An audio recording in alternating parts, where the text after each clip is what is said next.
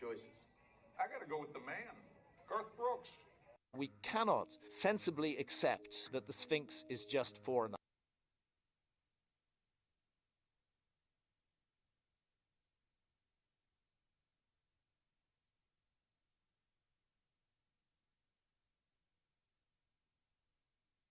That's interesting. You know why? Why? Because... Okay, well, that's interesting. You know why? Why? Because... Okay, well...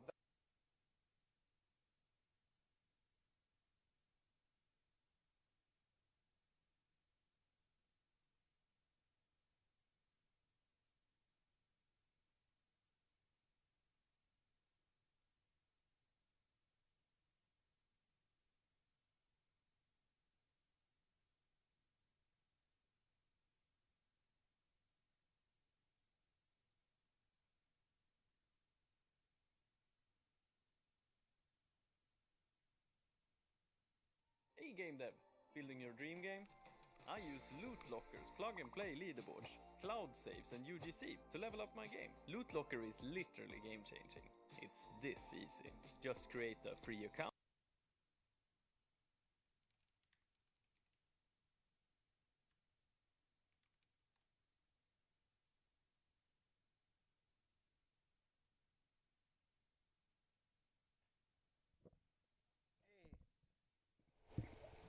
Hey, Parkour Ninja Kitty. Sorry, I didn't have my chat up until now. Oh man, I've been struggling with Loot Locker quite a bit. I'm kind of giving up on, well, I haven't given up on Silent Wolf, but I really want to get Loot Locker to work with my game, and it's just been a challenge. Wow, I have almost as many subscribers as this guy does. I'm gonna give him one.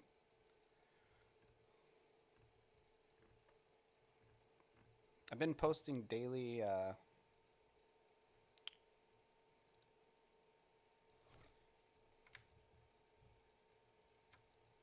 daily shorts, just talking to my phone for 10 minutes a day. Look at this one, I have 145 views. Never worked with it, but you've heard good things. Go learn how to use it and then teach me, please. I've been trying to put together these APIs and stuff, and it's just... I'm going to watch this white label video. We can watch it together. I don't know what it is about a lot of the documentation on it. I just don't really understand what they're saying. Maybe it's because I don't have a lot of background in databases, so...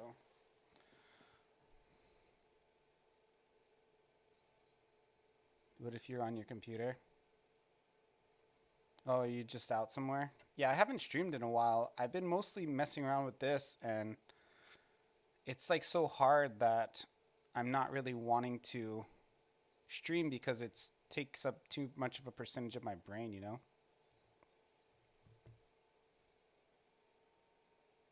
Here, we'll watch this one from the start. Yeah, let's watch this video. I can kind of talk about how it works and stuff, and that'll help me learn it a little bit more. I've been stewing over it. In this video, Basically, it's a REST API that you connect to via HTTP calls, and you can like grab stuff from the database and update stuff from a database. And it's got a lot of great features like payment integrations for different platforms. Here, I'll go into the website.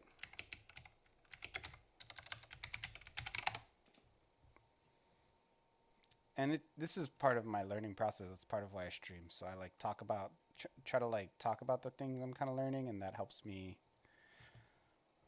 put it in another part of my brain, you know. But basically, here's my two projects. I have this fake GitHub repo one, which is not like a real project. And you can have assets, like you can store DLCs on here, and you can grab it and pull it into your game via HTTP calls.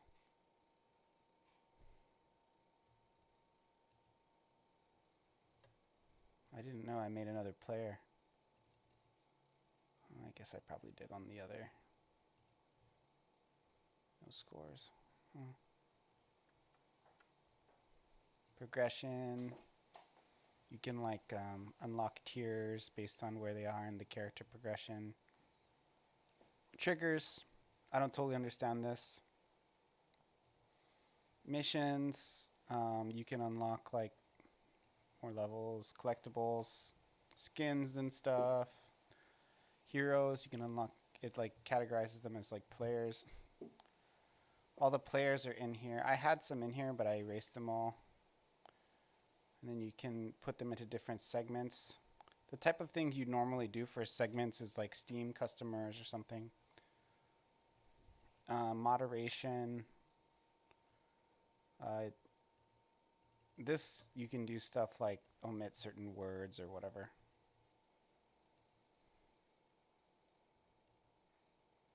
There's a whole bunch of stuff.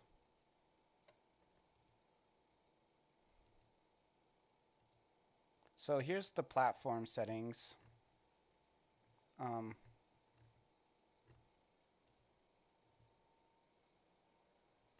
So I switch back to staging, and you can do white label, which is login password.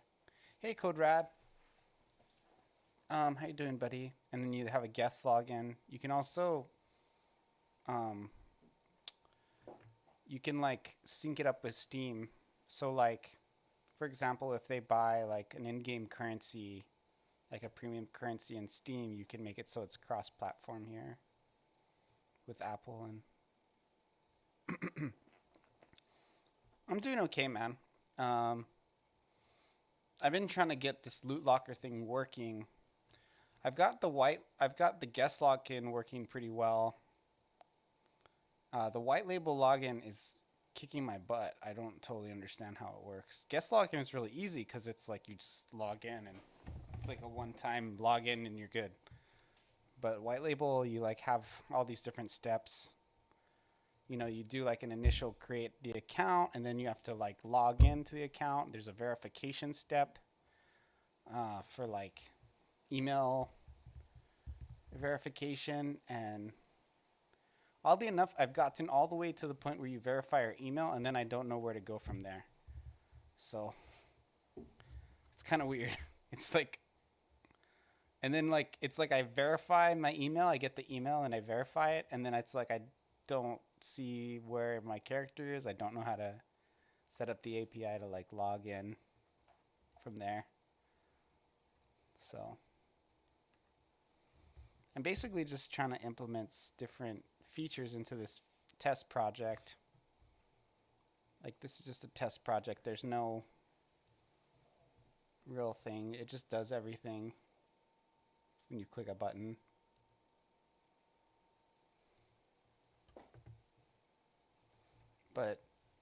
And I've gotten it all the way to where I do the verification email, but I get stuck there.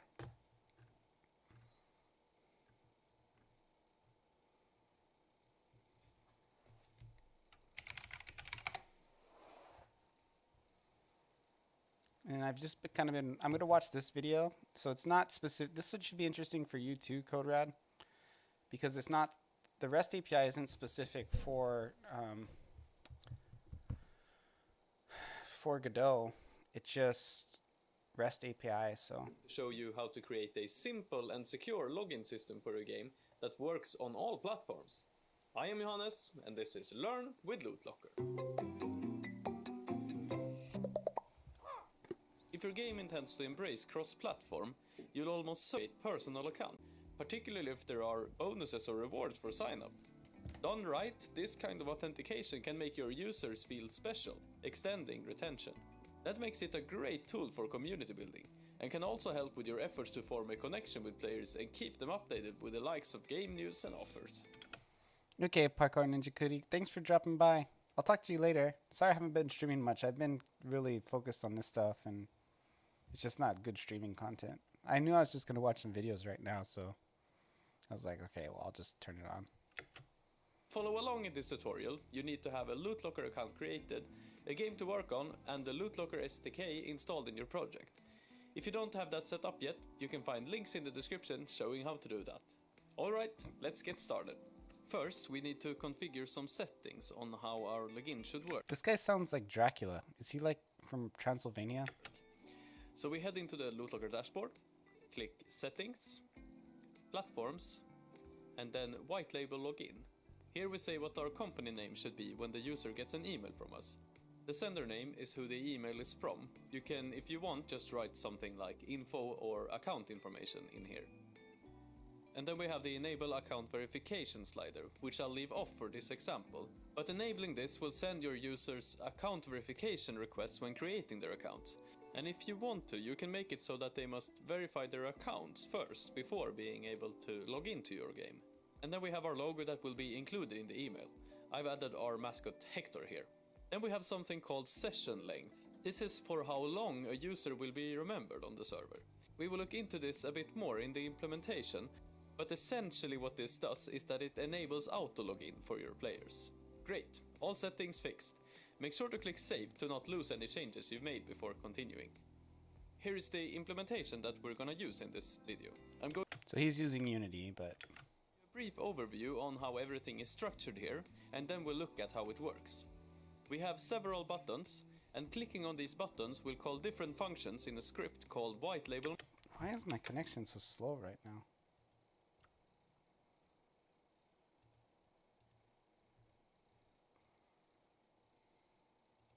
Manager. First have these start buttons, which will show Should get either better the now. account creation page, the login page, or the reset password page. OBS is saying my connection is super fast, but my bitrate according to Twitch is slow as heck. On the different Whatever. pages here, we will call different functions. We call login on the login page. We call new user on the account creation page. And we will call the function reset password on the reset password page. When the button is clicked, an animation will start to play and will finish as soon as we've gotten a reply from the server. It will turn red and display error if we got an error, and it will say done if it were successful. Alright, let's take a look at the code that makes this possible. Here we have the White Label Manager, which is the script that calls the different functions. At the top here, we have a using statement for Loot Locker requests, which we need to make contact with the server. Then we have the input fields that we use when we send information to the server. One for a new user email, new user password, and a new user nickname. And then So we I also know have for Unity the well enough to understand what's going on here. existing user email, the existing user password, and also a reference to the animator on the login canvas. And also one for the reset password input field. Code, if you're still there, CodeRad, is the camel case the standard for variables in Unity? Is that what most people use? That's what I used to use, but I'm just curious. Is it like this guy's doing? Or is that a C# convention or what? Variables for the toggle button that stores if the user wants to log in automatically or not. Then we have the buttons that we set animation triggers on when we get responses from the server here. And finally we have a text component and an animator to show the player's nickname when they have logged in successfully. Now we'll look at what happens when we log in a player. White label. Okay, so this is the stuff I can kind of get.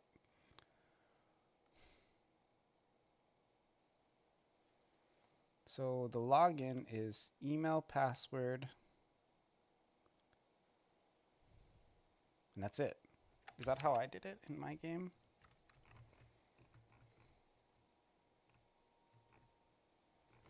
What the hell? Okay. Wait, he's in login. Why is he doing login first? They have logged in successfully. When we get responses from the server here. And finally we have a text component and an animator to show. Okay, so for login he just has email and password. My login is down here. Mine is email, password, and then remember. Nickname when they have logged in successfully. Now we'll look at what happens when we log in a player. White label works a bit differently than something like a guest session. Guest sessions start a game session automatically, but with white label you need to log in the player first. And when the player has been successfully logged in, then we will start a game session. First we get the email and password that the player has put into the two input fields. And then we tell LootLocker that we want to log in the player by running lootlocker SDK manager.whitelabel login. And in here, is the email, password, and remember me. Oh, yeah, so mine's the same. Although, mine was just remember.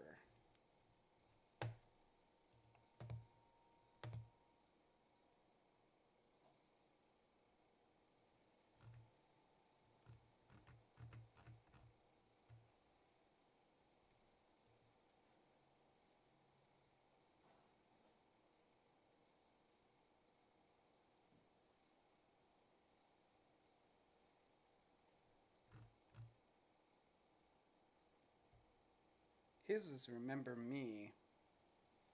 According to the documentation, you just write remember.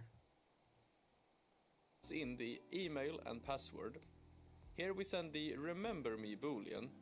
This is what the session length on the LootLocker dashboard was. When this is enabled, the session will be remembered by LootLocker, so the player can log in automatically without needing to provide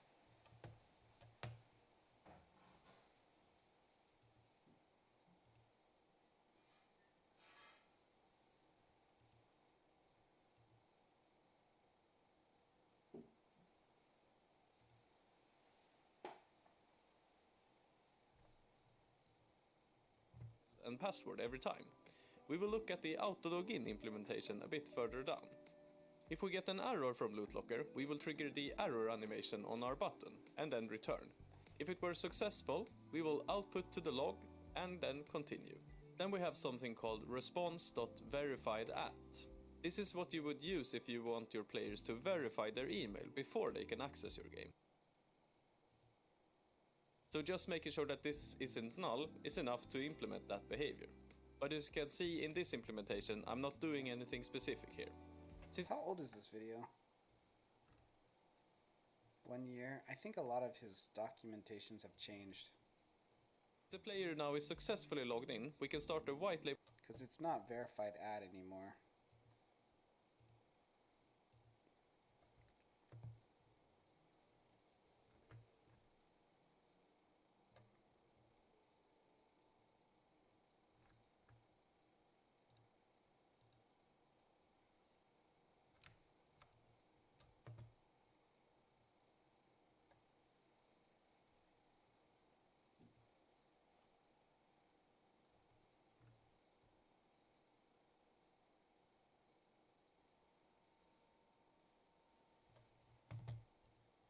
Session with lootlocker SDK manager.start whitelabel session.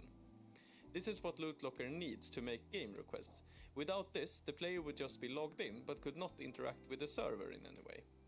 If starting the session was not successful, we play the error animation and output it to the log. And if it were successful, we play the logged in animation and take the player's name and write it to the screen using this function, which gets the current player's name from the server and writes it to a text field in the scene.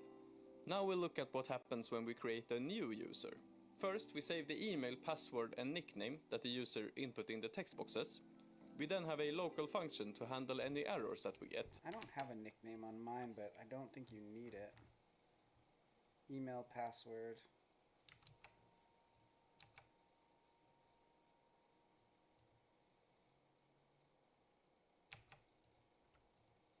This is entirely optional, but it can be quite handy when you do multiple calls in a sequence to not repeat code unless needed. We then call LootLocker and say that we want to create a new account by executing white label signup. In this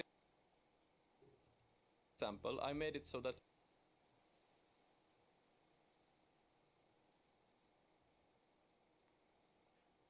White label sign up. White label login dot sign up.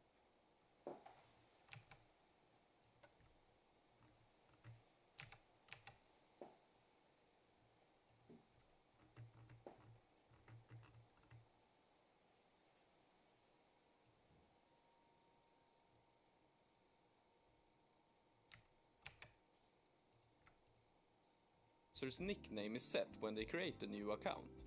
That is not needed if you don't want to. You could ignore that the player has no name and set it later or not at all if you prefer. If you don't want to set the player's nickname when creating the account, you simply just don't need to do it.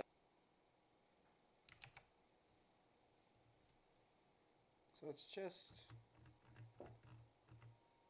domain key is development, email and password. After you've got the success. Email, password, and you said the nickname is relative. Where's the header?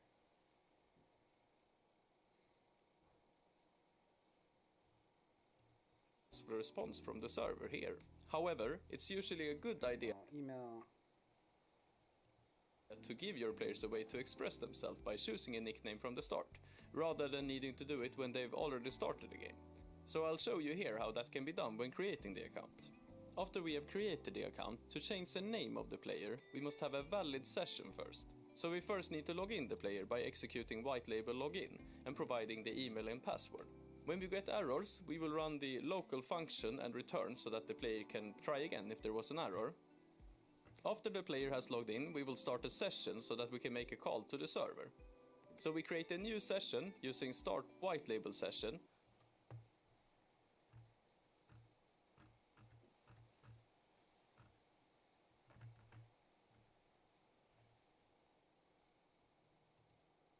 After the player has logged in, if the player didn't provide a nickname, we will set it to be their public UID instead. Here you could use your own randomizer if you want, and give your players other names if you wanted to. Then we run set player name to set the name to the new player. When we get a successful response from this call, we will end this session, since we don't want this session to be saved, since the player wasn't the one that started it. And when this is done, we set the remember me option to false, so that if a new user is created, they will be able to access the login page without the auto login. Now we'll look at the auto login functionality. First, in start, which is called when the player starts the game, we check player prefs if the remember me option has been set. We then set the value of our toggle component in Unity to reflect this. Then we have the toggle remember me function. This is called when the value on the toggle is changed. So that means that after we check this in the start function, this function will execute to reflect the changes. We convert the boolean to an int here. This is just so that we can save it in player prefs. Depending on what state the toggle component changed to, we play either the on animation or the off animation. And then we save that to player prefs, so that it's remembered the next time the player starts the game. Now we have the auto login function, which will be called if remember me is set to true. This is called on the first login button that the player presses. With the remember me option set, we first show and hide the different buttons that we will use. We will also start to play the spin animation on the login button. A session should already exist, so we don't need to set any login information to the server. That's what we use the check white label session for. If we get an error from this call, it means that there wasn't a valid session that could be used. This can happen if the player, for example, has remember me enabled but has been away for 30 days or more from your game. In that case, we will set the remember me toggle to false, which will make it so that the player will get to the login screen the next time they press this button. If it was successful, we will start a white label session and show the name of the current player on our game screen as with the login function. And if there was an error, we play the error animation and set the remember me toggle to false so that the player can try to log in again. If we don't have remember me enabled, we want to continue as usual. So I'm executing a function here which enables all the buttons inside of the login canvas. Then we have the password reset function, which will send a link to the assigned email address to reset the password. Your players just need to provide an email address and the password reset will be sent to that user's email address. And last but not least, we have the resend verification email function. I've not included this in the example since I'm not using the verification email in this example, but if you require your users to verify their email address before they can access your game, make sure that there is a way for them to resend the verification email in case it ends up in their spam folder or similar. And that's it for this video. White Label is a great and secure way to better connect with your players. And since White Label is completely cross-platforms, your players are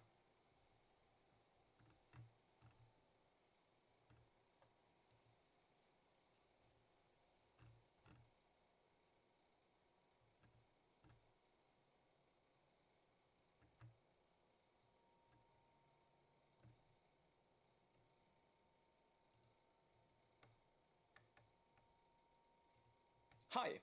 Authentication might sound like a big scary word, but implementing it in your game is important as it unlocks a whole load of new game features and possibilities. In this video, we will look at 3 different ways of authenticating the player and how it can complement your game. I am Johannes, and this is Learn with Loot Locker.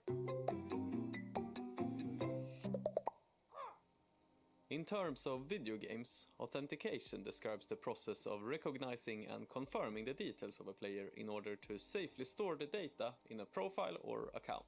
Authentication comes in a number of flavors, and there isn't a single approach that is universal to all games. In some cases, you'll want players to have personal accounts and sign in as themselves when they play.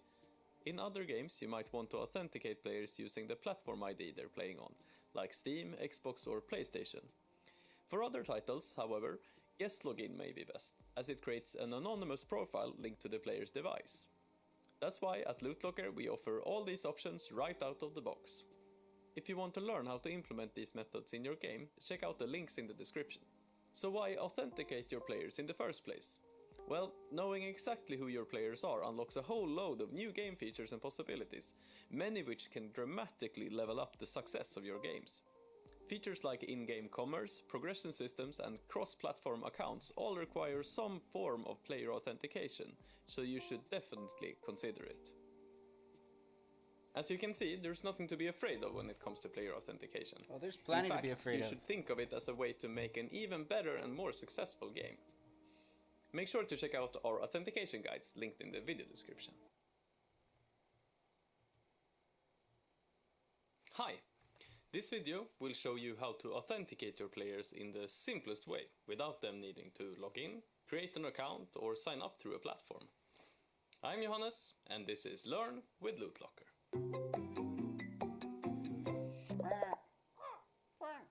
Guest accounts are the simplest type of authentication that Loot Locker offers. The player can be logged in without needing to do anything, but can still save their progress, upload scores, save files, or even create user-generated content. When using guest accounts, us game developers choose what identifier to use when authenticating our players. We can, for example, use the player's unique phone identifier when they log in, which will make sure all players have a unique identity on our platform and can also return to your game even if they uninstall it. But guest accounts are not super secure. The player does not have a password or email when they log in, so someone could log in as them if they knew their details. Or if the player loses their username, there is no way for you to securely retrieve that account. If you want something more secure, consider also including another type of authentication, such as white label or platform login, all easily implemented with Loot Locker. To follow along in this video, you need to have a Loot Locker account and a game created. You can find a link to do that in the description. Here is a simple setup in Unity that I've made to demonstrate how everything works. The example I'm working on here requires you to be online to start the game, but you can also easily allow the player to play the game without requiring an active session, which I'll show you how to do later in the video. I'll now show you how this example looks and behaves, and then we'll go through the code and implementation on how it actually works. When we start the game, we are presented with a login button. When we press this button, the game makes a request to the server, and the button will spin until we have gotten a response or if there was an error. When we've gotten a response, we can press play, which will take us to a fake game screen, and from here we can go back to the login screen. Simple as that. Right, let's dive into the code. This script is called guest login, and it handles the login and takes care of the authentication of the player. At the top, we have a using statement for Loot Locker requests, which is needed for the Loot Locker features to work. We also have a using statement for UnityEngine.UI for the buttons to work. Then we have a enum, which controls the different states that we have in the game. We have menu idle, logging in, error, logged in, and play. And then we have our public enum, which stores the current state of the game. We also have a reference to the animator on the button, and a reference to the button itself. Our start function here is empty, because in this example we click the button to log in, but moving the login function to the start function here would log in the player in the background without them needing to do anything extra. When we click the button in the scene, this button press function will be called. It first checks against the animator if any idle animation is playing, and if there is, it will continue. Otherwise we return. Depending on what state the game controller has, it will do different actions. When we start the game is in the state menu idle, so we will call the login function. If we are in the error state, we will also call the login function, because we want the user to be able to retry. If we are in the logged in state, we will instead call the play function. And if we are in the play state, we will trigger the button animator and we will go into the menu idle state. So, let's look at the login function. The login function changes the game state to logging in, place an animation on the button, then we start the guest login routine, which is what actually logs in the player. First, we define a bool that we call getResponse, which we use for checking if we got a response from the server or not. Then we make a request to the server to start a guest session. What happens now is that Unity will send a web request to LootLocker. When sending web requests, you don't get a response instantly. We don't know when we will get a response back from the server. It usually takes less than a second, but that doesn't matter for our code. It will continue regardless if we got a response or not. This is why we're using a coroutine instead of a regular function. In our case, we want to take action depending on if the user was logged in or not. But if you instead just want to run the function and don't want to take any specific action if it was successful or not, you can use a regular function instead. One thing that can be good to know is that LootLocker does not have an open connection to the server. When you send a request, you get the response, and then the connection is closed. From LootLocker's point of view, your game could be running, closed, destroyed, or even cease to exist during that time. So when using LootLocker, the player does not need to be connected to the internet at all times. It's enough if they are when they make requests. This means that you can, for example, make your game completely offline, except for when they want to upload their score, for example, or use a cloud save system. Alright, enough about servers, let's continue with the code. Here we wait until we have gotten a response from the server, and then we continue.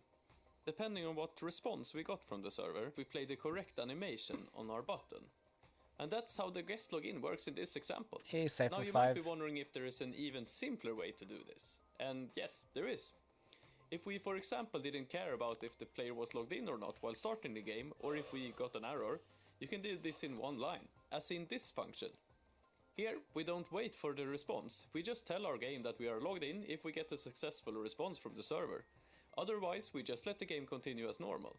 So by doing this instead, we could later in the game take action on if the player was logged in or not. Or try to make this call a few times until we have a successful connection in the background, without the player noticing. Alright, this was a quick introduction to how guest login works. You can find a link to the full source code of the project in the video description below. Alright, thanks for watching and I'll see you. Hi! In this video, we're going to implement online leaderboards in Unity using LootLocker in 5 simple steps. I am Johannes and this is Learn with LootLocker.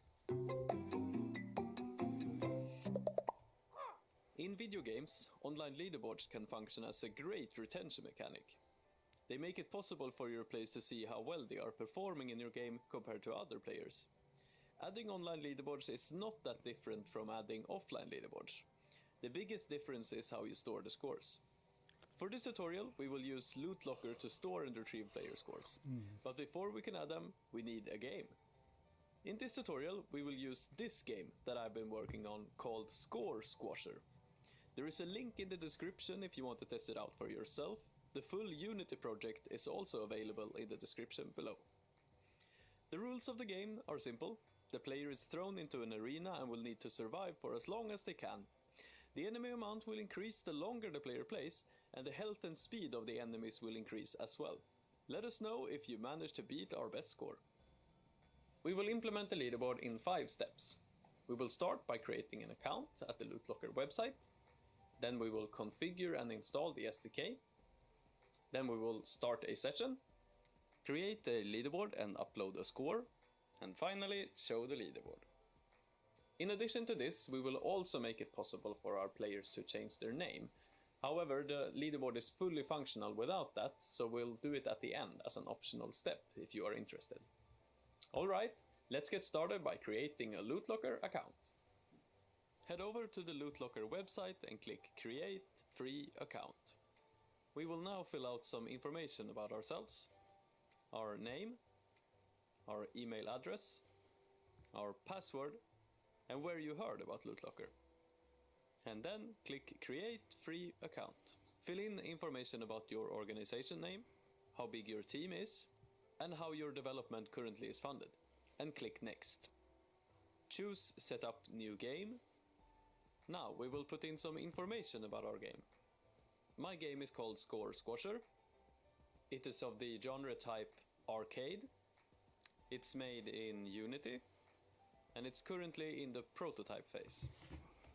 And click Next. And that is step 1 done. We made it super quick to set up and use Loot Locker so you can stay focused on making your game great. For this tutorial we will choose Other as our platform, but as you can see Loot Locker supports most available platforms. And for platforms we don't yet support, you can choose Other. Enable Other and click Create. Now we will head into settings and turn on the guest account, which is what we'll use for our game. Guest accounts are the simplest of the account types. It lets the game interact with Loot Locker without needing to log in. Click the cogwheel on the left I've gotten sidebar. the guest account to work. Choose Platforms, and then select Guest Login and change it to Enabled. And then click Save. The settings that we need for our game are now set up in Loot Locker. Now we will add the SDK into Unity. For the installation to go as smooth as possible, we recommend that you install Git. It makes it possible to install the SDK in fewer clicks. You can find the link to Git in the video description below. I'm not using the SDK. We'll wait while you install with each other. Go. As we need our players authenticated before they can upload the score. We'll create a new game object called player.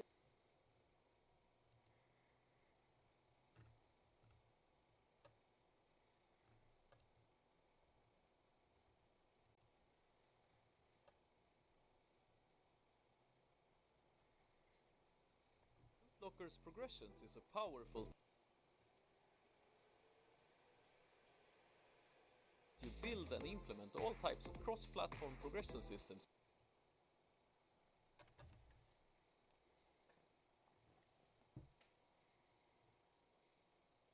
Be it skill trees, XP systems, battle passes, level progressions, or anything else you can imagine. You can also link progressions to specific characters or heroes to create endless ways for your players to engage with your game. Our progression system is user-friendly, allowing you to design and implement progressions as simple or as complex as you want in just a few steps. To create a regular XP progression system, we just add the progression, register it to our player, and we're good to go. Creating a star-based progression system that you can find in a lot of games like Candy Crush or Super Mario is easy. You just need to create a progression and check for each tier if the player has unlocked a certain level. Another example is a skill tree.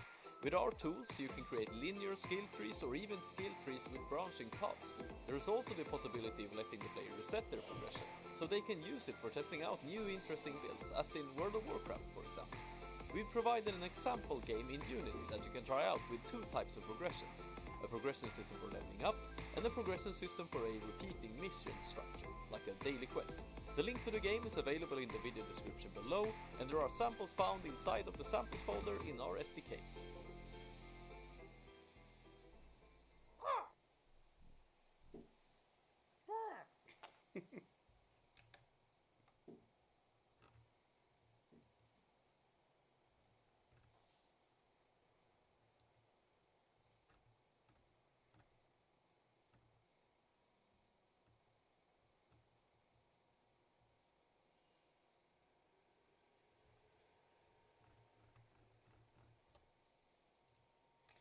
Okay, let me play some music. Hey Chad, what's up, man? I've been doing my push-ups, bro. Not 1,000 or whatever you do, but I've been doing them.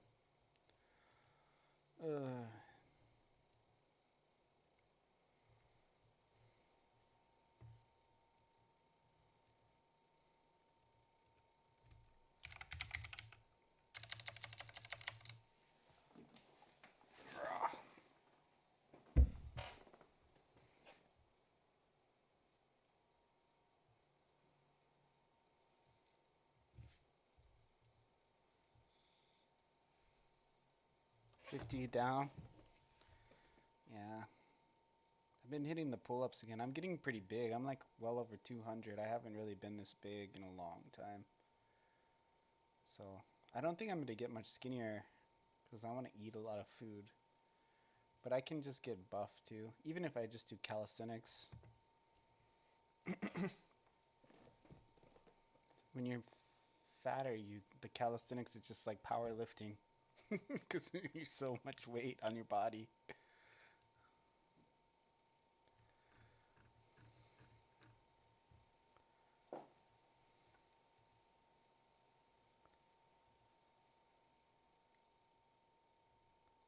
Why do I have a shadowed variable?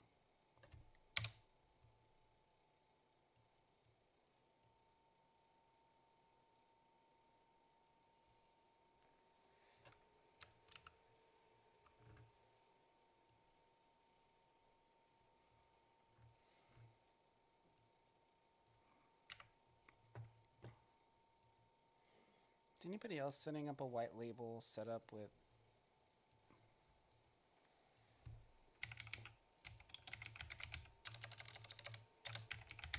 even if it's not Godot?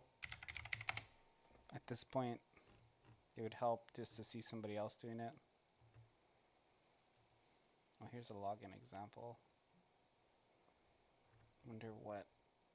It's Unity. I don't know the nav for Unity off the top of my head. I just need to know how they.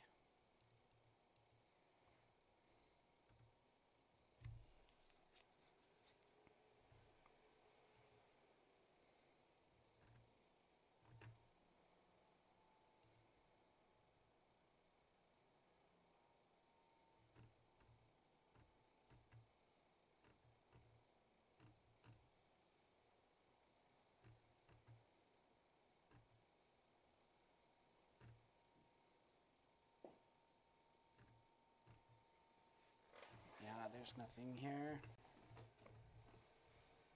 The documentation for Loot Locker, man, I've been trying really hard to get it to like work, but see, I have a leaderboard set up here, and this works.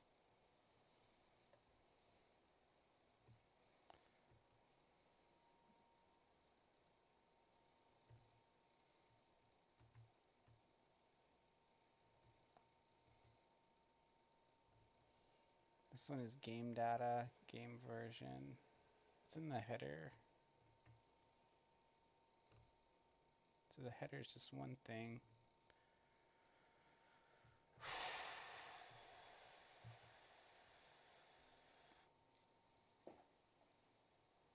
Starting to make a change and trying to be healthy. So I'm slowly fixing that. Oh, I didn't. Did you think I meant I was going to do push-ups on stream? I wasn't really planning that. I mean, I guess I could if you really want me to. But that wasn't what I meant. I've just been doing them. I'm not really into exercising on stream. I have like kind of a unflexible wrist, so I have to do push-ups on my fist. Too many years of like holding a mouse. So I got to do fish push-ups. So like Chad, the alpha male, was starting to do, he was saying how he does all these push-up variations, and some of them are hard for me because of my wrist. But like straight ones or any... Bro, push-ups are so easy to do. Like, I don't know if you work in an office or if you work from home, but like, I've been doing APIs, and I hate this shit. But I really want it for my game. So it's like, I'm just like mad, you know, like all the time. And it's like, I gotta like hit something. So I just hit the ground when I'm doing like a push up. Cause it's like the only way to channel that negativity into something positive.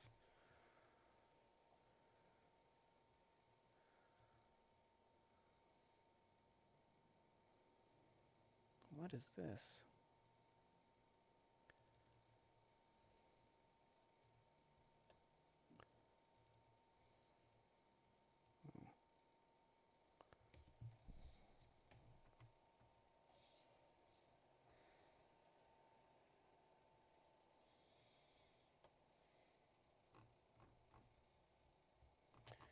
I'm gonna try to do a reset password. See if I can get that to work.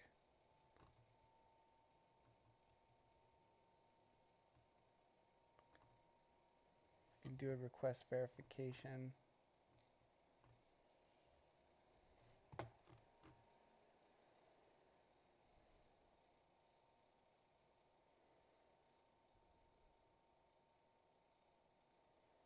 And code during the rest of the time.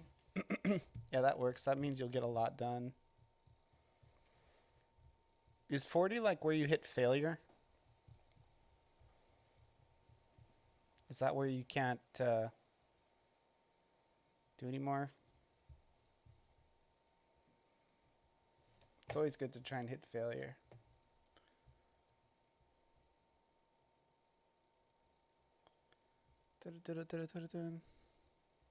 Programmers gotta do push-ups and pull-ups. Like I have a pull-up bar over there.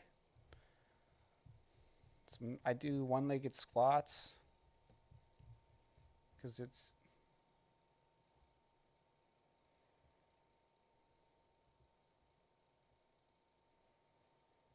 yeah, because your shoulder. Well, you can do like one-handed with your strong arm on the counter. Like just do elevated. 40 is a good pace.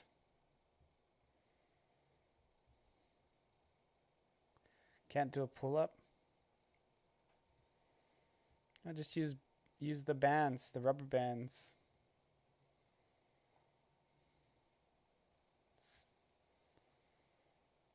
Although if you're big, I use like a wall setup for my pull-ups, so if you're bigger than me, it might break. I'm like already almost breaking mine.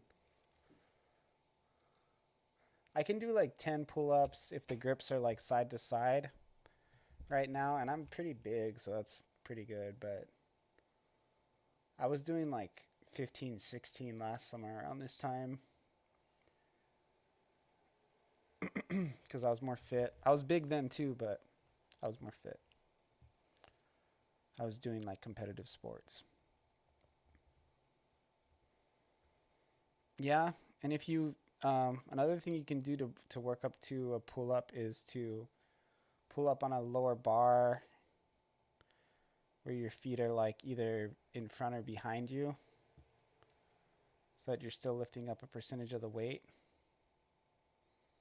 you know.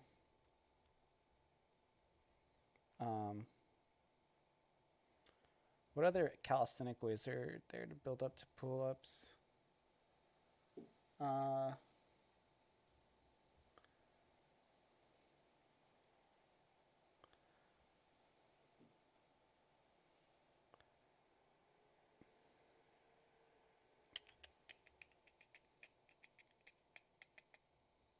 I don't know.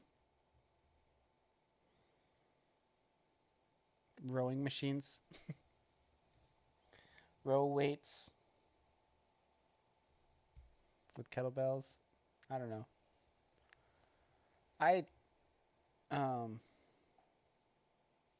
If you have like a lower bar, you can like put your feet out in front or behind and you can do pull-ups that way.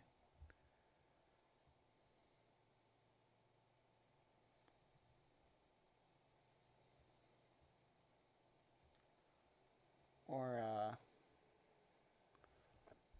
what other variations that are like calisthenic can you do to like prep you for pull-ups?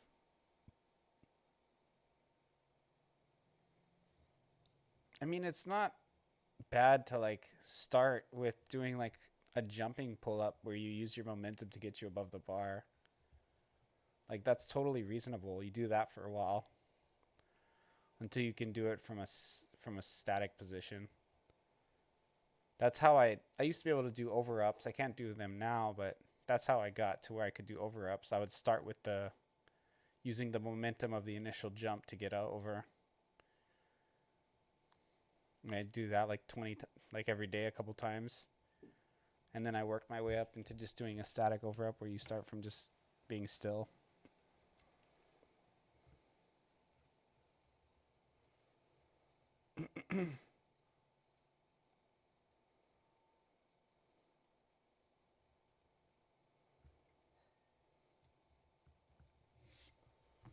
Do I do this verify thing? I want to test this. So this should send me an email. Like I should be getting emails.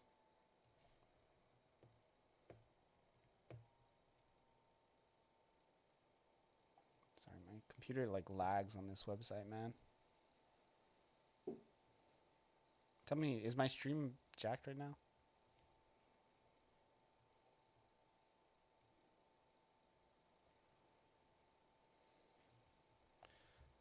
It really bothers me that the Loot Locker site like messes up my computer.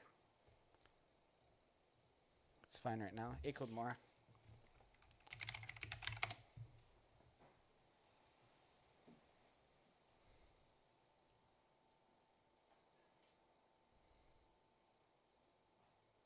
So yeah, the verification email request is not working.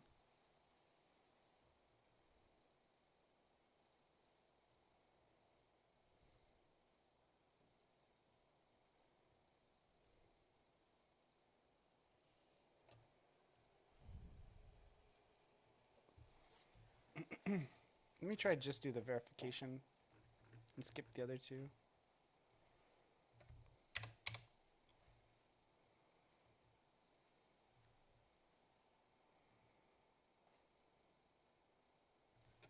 So I just sent myself a verification request.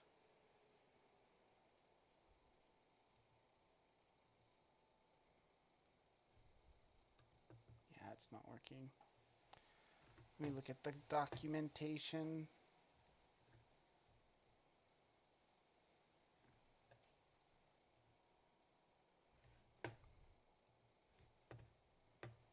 Man, I don't understand how this freaking website just destroys my computer.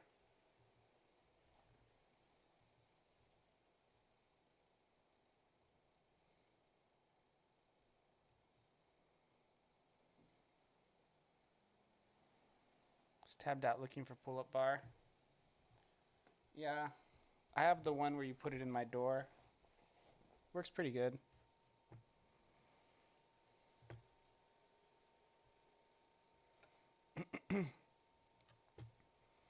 I do at least a couple pull-ups every time I use the bathroom, which is a lot. So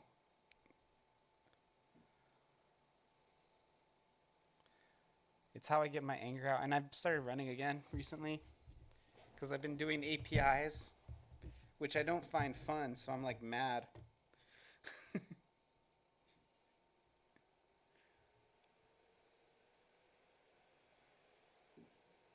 But I really want it.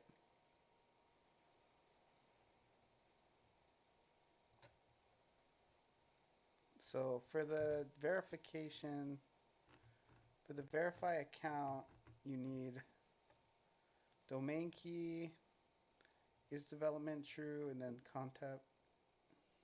That's your header info, and then you need your user. Oh, I don't even have this filled out correctly. First off, I don't even have a user ID. I don't know what my game ID is. I think it's 0 and 400.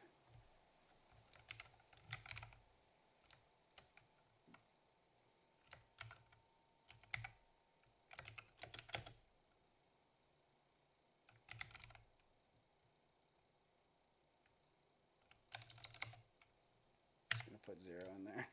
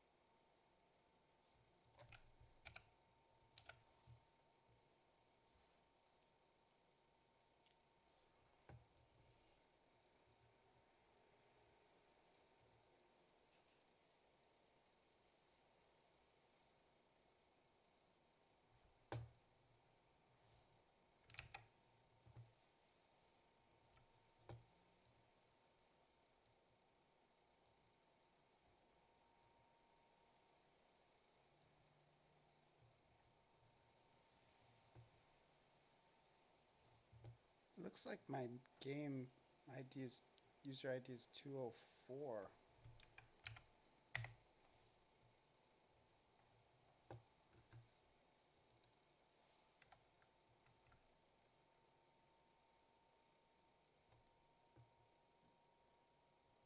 Oh, so I've been getting error code 400.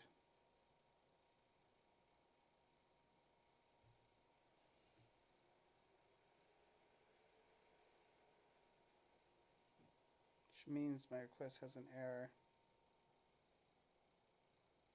200.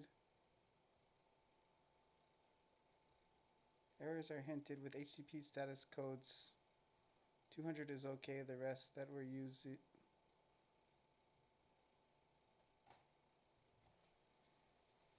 So I think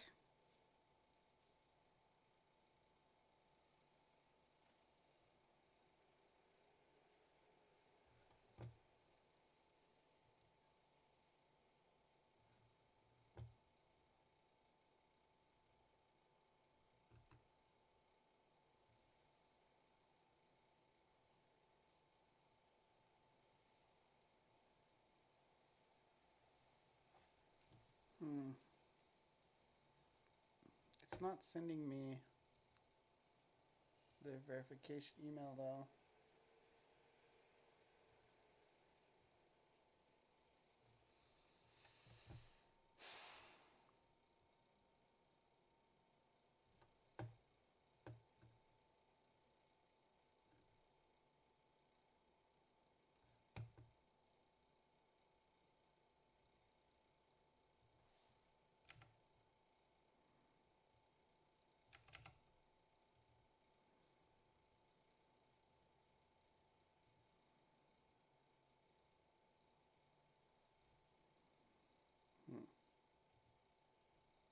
It's still 204. That's interesting.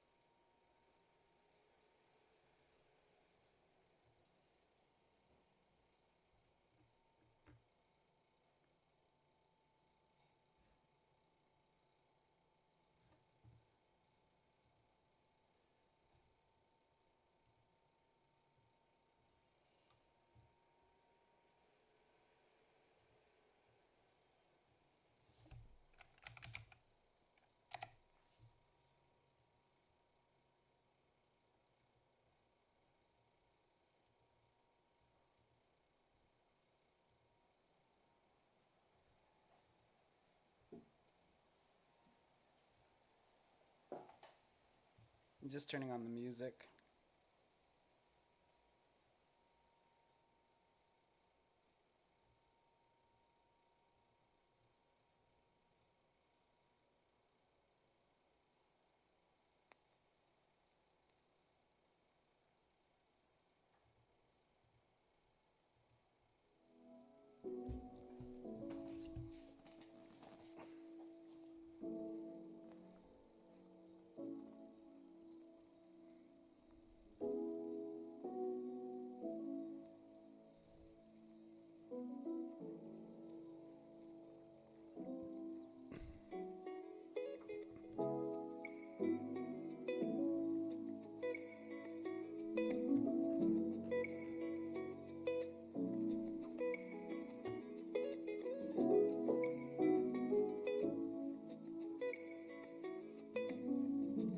I can do a reset password, trying to make that work.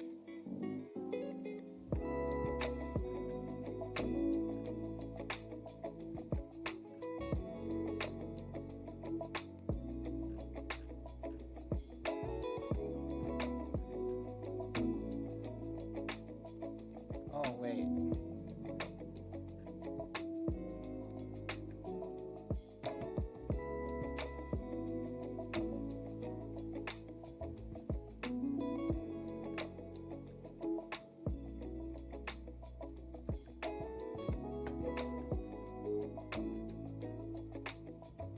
copy this and we'll try to do a reset password here.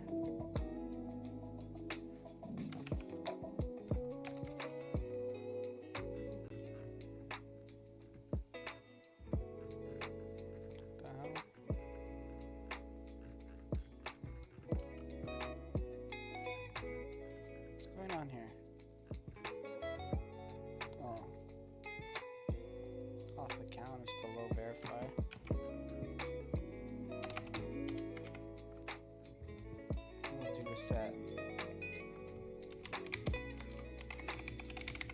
Okay, so the requirements for the URL for request reset password label login, API white label login,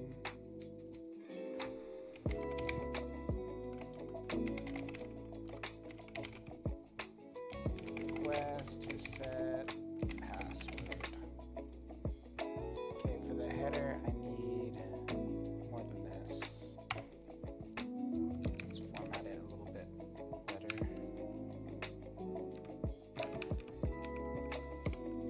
clear way.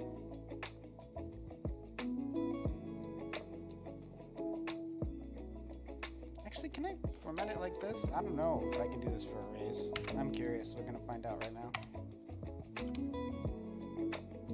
It's not saying I'm doing it wrong.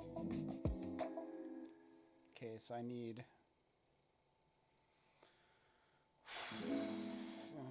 for request reset password, I need domain key.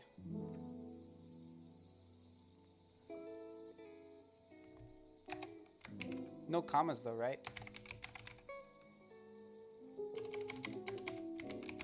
With the arrays.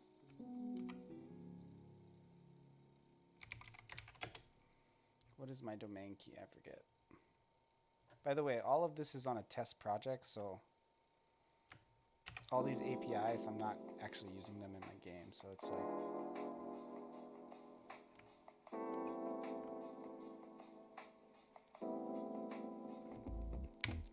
I guess you do need to separate with commas. Domain key. And then... Oh, this is actually supposed to go up here.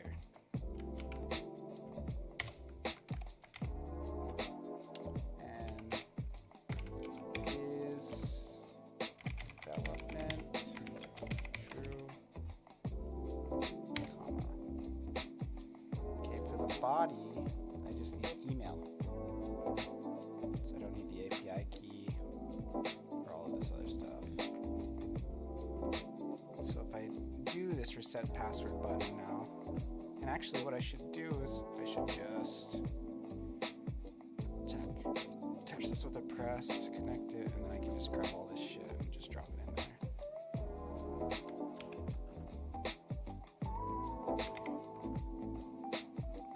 Right in, baby. Get rid of this.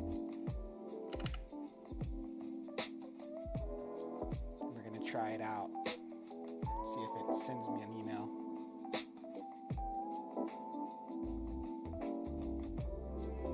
Connection keep alive. Yeah.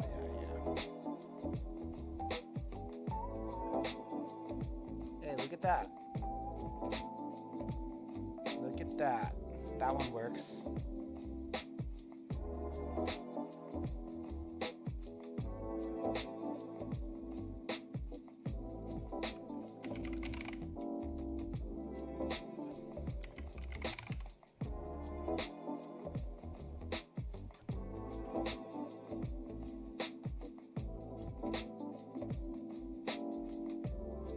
Okay, so that, I got that one working. That's cool.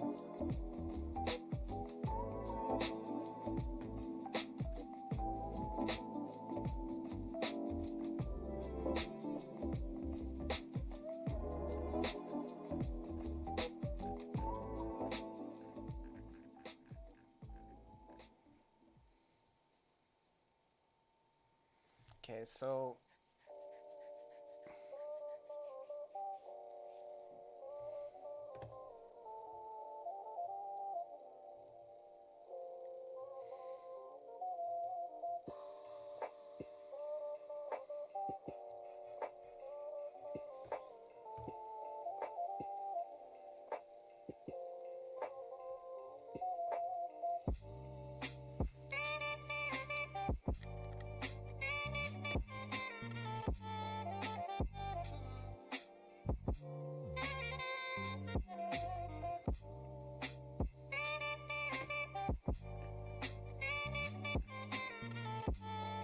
Okay, so all the ones I set up a register account, a login account, verify account, auth account.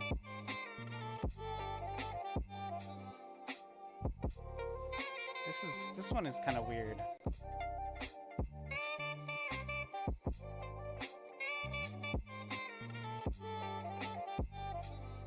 You know what? Actually, maybe I'm supposed to use their their test token. That would make sense.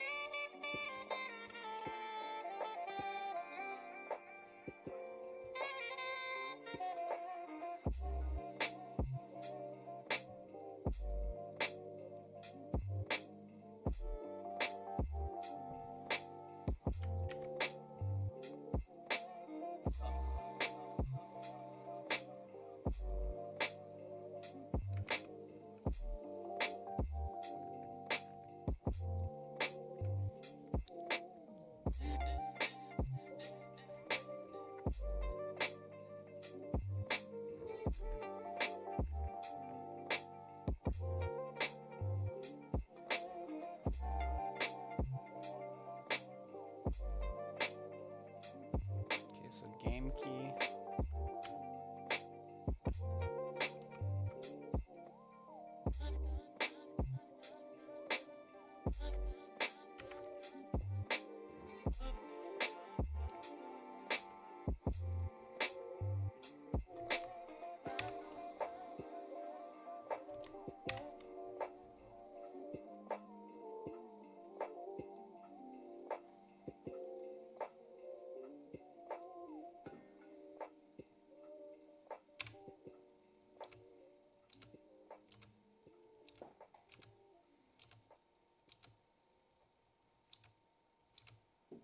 I think it has to be like this for some reason.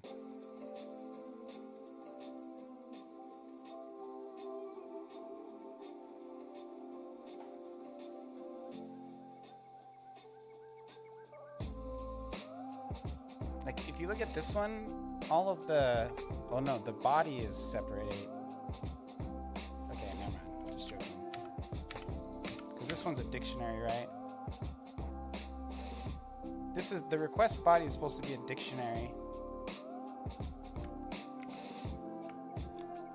So dictionary has 2 strings, right? Where the array has 1. Like this header, this is an array, right? It's got the brackets.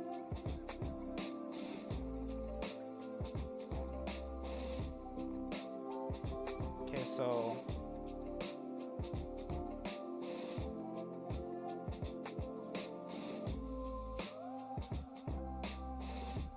you know what I'm gonna do? I'm gonna say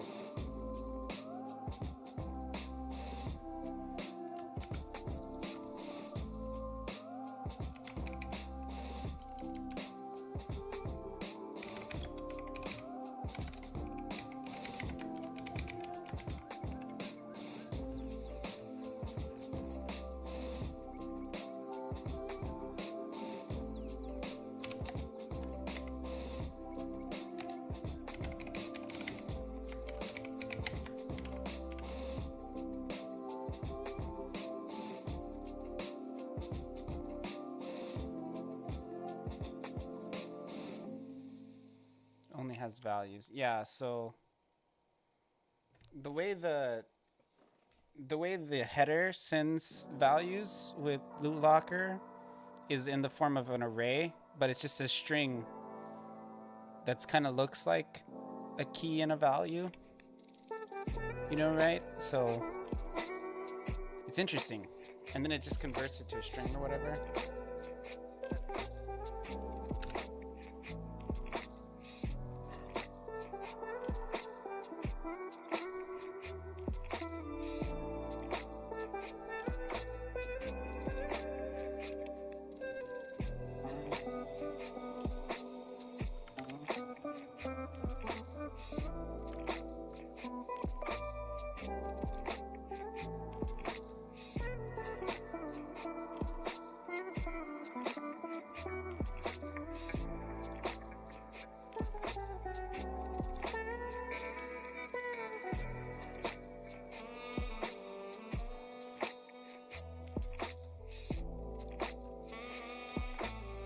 interesting. It's trying to grab the...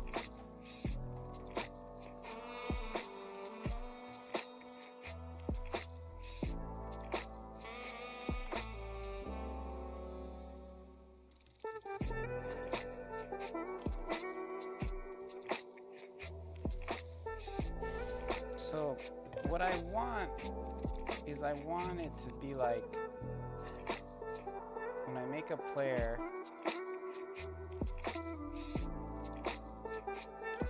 wait a second, did I do it?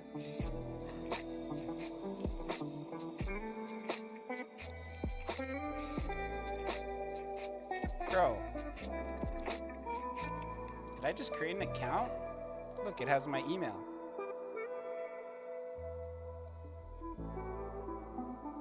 Holy shit. Did I finally just do it? Let me try again.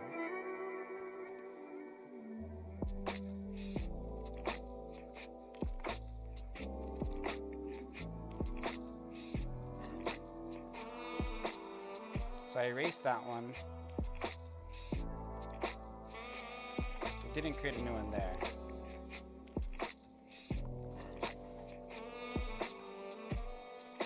Bro, I'm getting, like, I swear, it's weird because all the stuff with Firebase, the arrays, all the loops I made, like, it actually helped.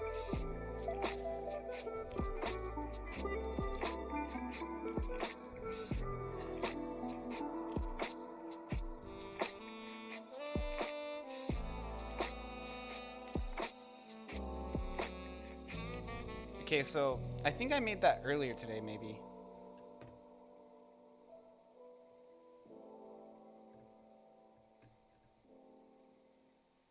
So I have to do a register account first. I have to do an await so it runs synchronously. Register account, login account. I shouldn't need the verify account. Let's just try to do it like this and see what happens. So new account, registers, now it's gonna do it again. And then it logged in. We do a login.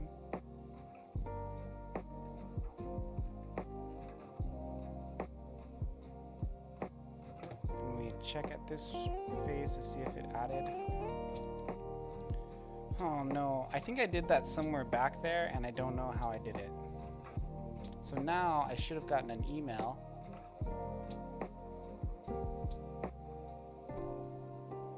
Asking to verify.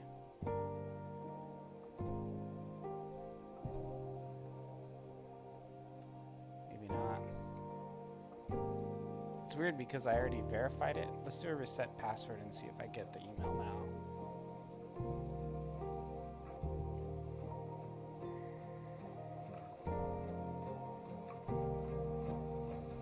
Wow, not even the reset password gave me an email.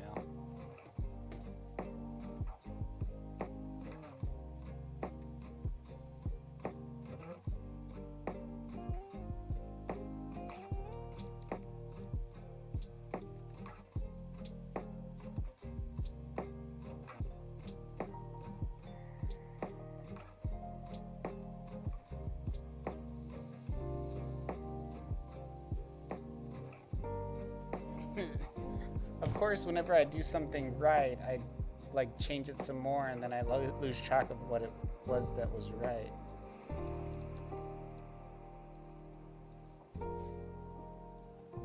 So yeah, I'm not even getting the reset email.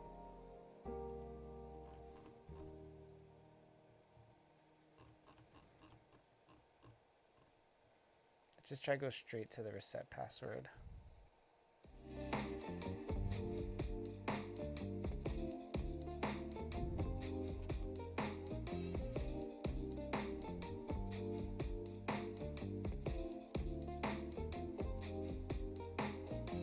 Yeah, now that's not even working. What the hell? Oh, I'm in the wrong email account. Okay, well that's something. Okay, so I was getting them. I was just logged into the wrong account. So here's the first one, verify. Oh, let's see if over here, did it add it? It's supposed to be staged.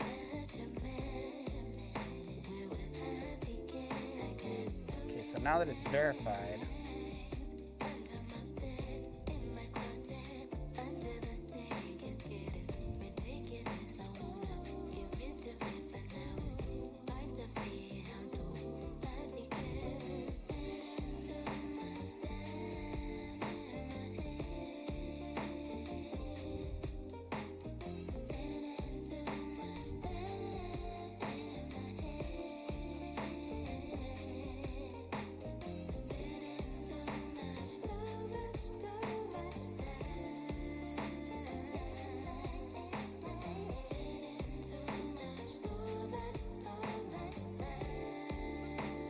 there it is. So I don't exactly understand it, but I've been able to get it. I think because I have it set to require verification, which I think I can change.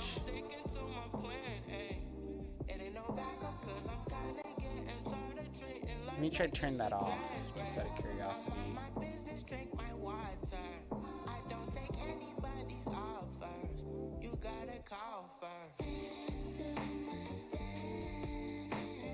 One sec. And I wish I had a Diet Coke right now.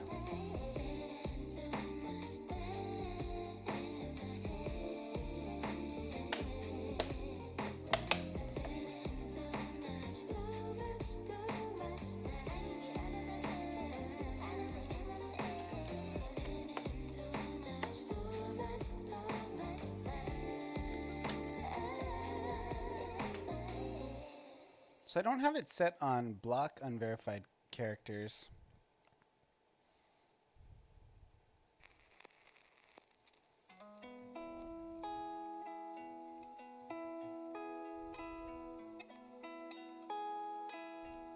This is actually good, really good.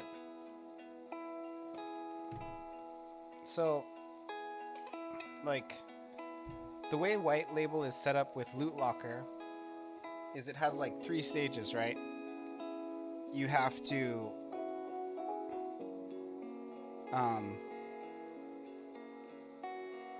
first you have to create your account in White Label, but then you have to log in with White Label, and then you have to authenticate with Loot Locker. So it's like, usually you would think of it, it's like you just log in and then you authenticate.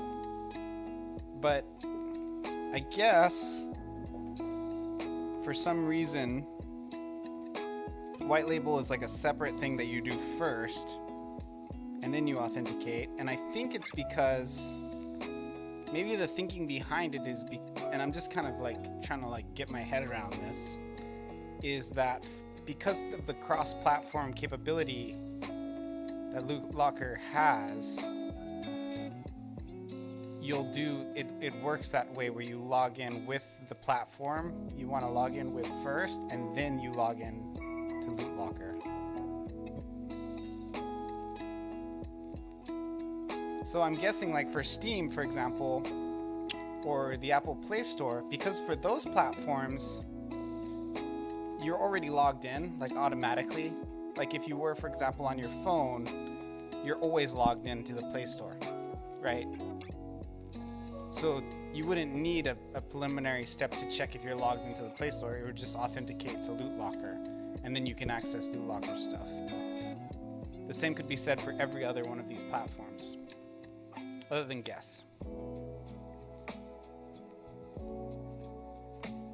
Guess doesn't check like actual credentials though. All it does is check your device ID. So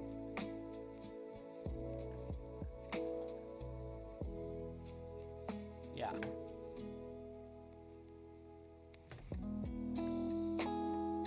Man, Code, I've been getting a lot of views on my shorts. Check this out.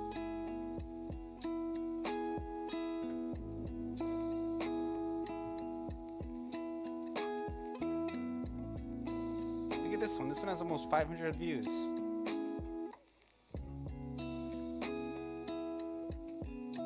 And these things things are so minimal effort. I make them like shorts are popular and they're easy to do, man. They're easy as hell. I made this one talking about Familia, and I got like a lot of. If you got the Joe Rogan looking vibe, Polynesian Joe Rogan.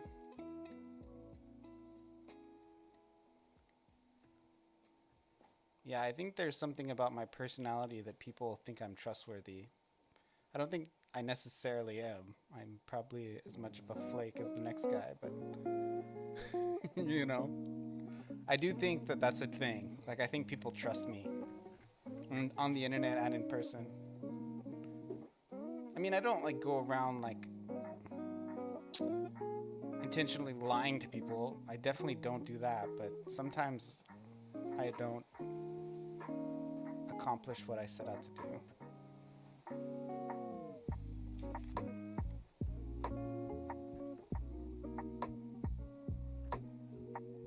Yeah, I'm gonna keep doing these. I didn't really gain any subscribers, that being said, even though I have a bunch of views. I haven't really gained any subs from my channel. But I made this one too about shelving my RPG Maker project. And I got a lot of comments on that one. It made me realize that I have to make a more in-depth video about, you know, the direction I'm going and why I'm kind of not actively working on Familia right now. And kind of like, I'll probably do that tomorrow. Just like a sit outside with my phone and talk to it and be like, look, this is what's going on. Because a lot of people are mad. More so than I thought, you know.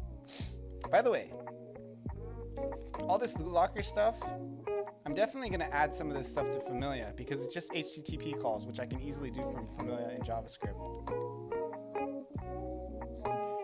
Honestly, like, if I could go back and if I actually was good at this,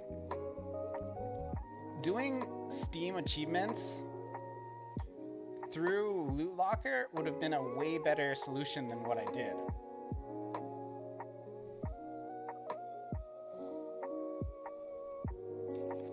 Because you can just check their Steam player ID.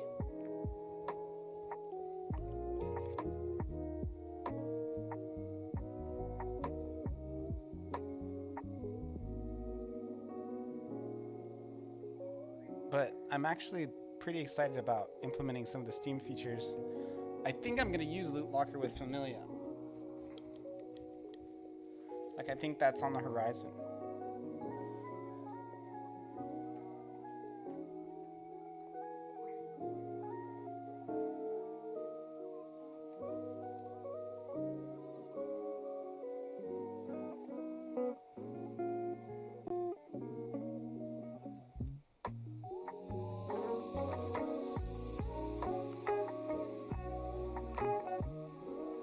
Yeah, if the tile sets were not proprietary.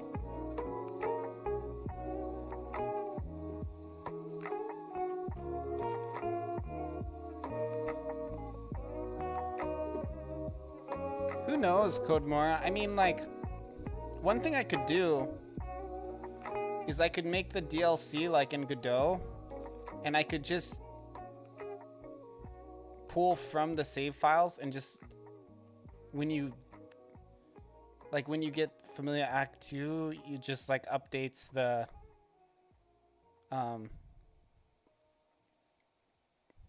it just updates your like your save file to work with the new one, you know, like just pull all the stats.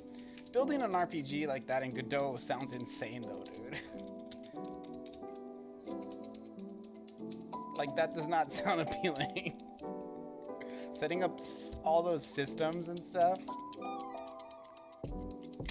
I'm not there, bro. Like, I'm not at that level.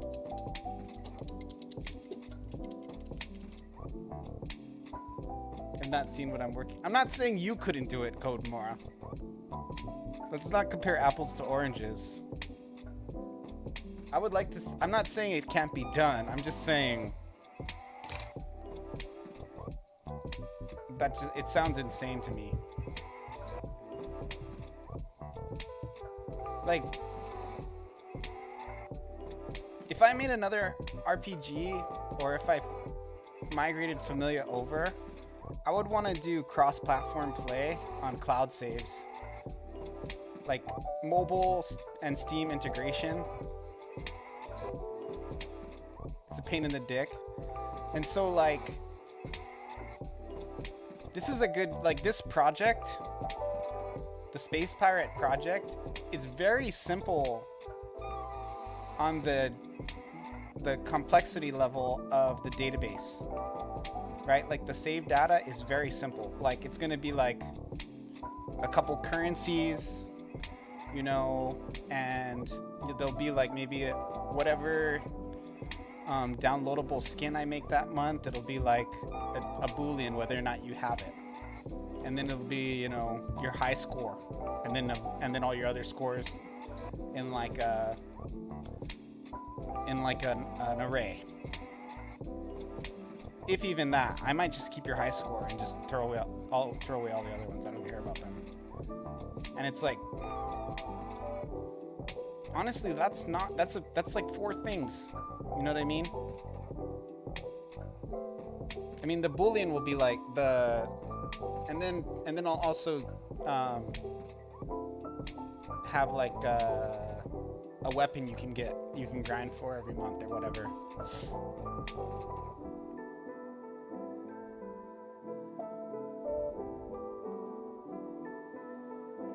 And it's like,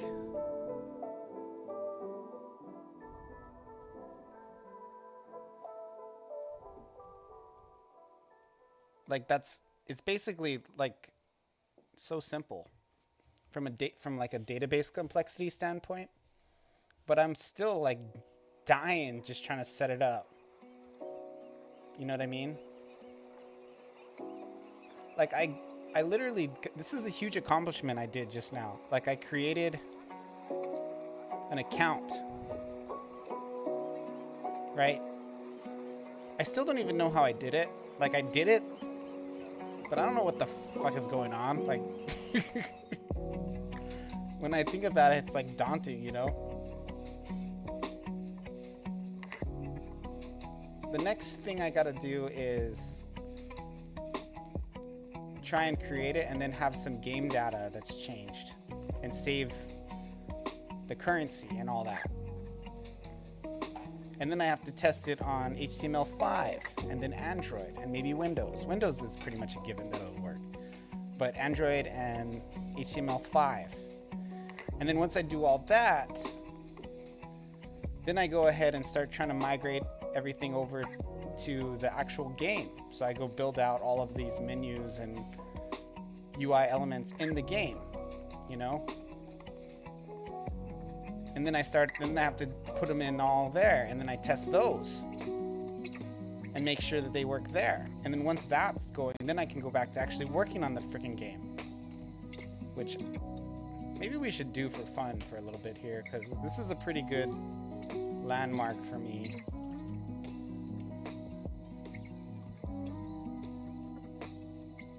Oh no, code, I know I could do it. I know I could do it.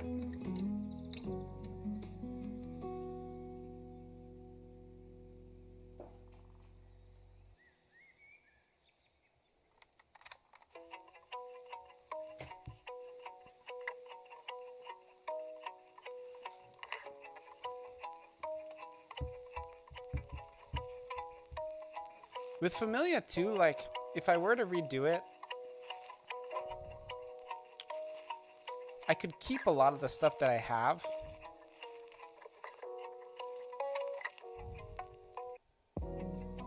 I'm glad, man. I want to see your tiles. But what I could do is I could, like, just pull out a bunch of the tiles that are RPG Maker stuff, because I know what they are, and then I just like replace them.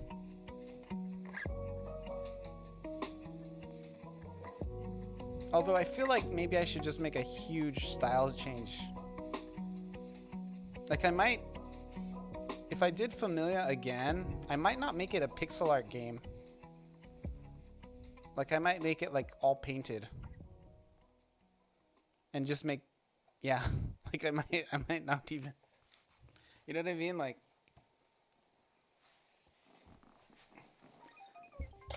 I would want it to be like consistent within itself, but also like not, I don't know. I'd want it to be like kind of its own thing.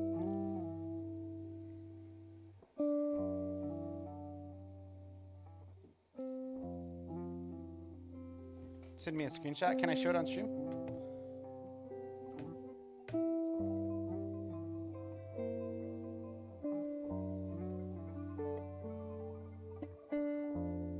Bro, this looks great. Oh, shit.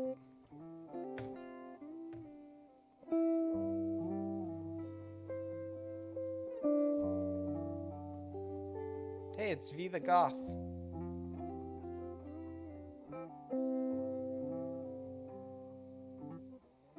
Are you doing mobile?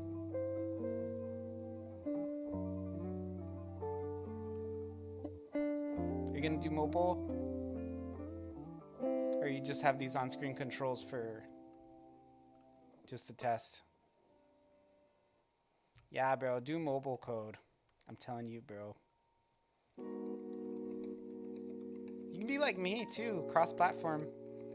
You're skilled enough where you could probably just set up your own designated server to log into.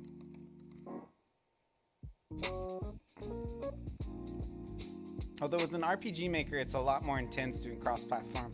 Like if you look at Space Pirates, it's like there's 2 points at which it really has to communicate with the server, and that's at the beginning when you first log in, and every time you finish a game, right? So that's like 2 times.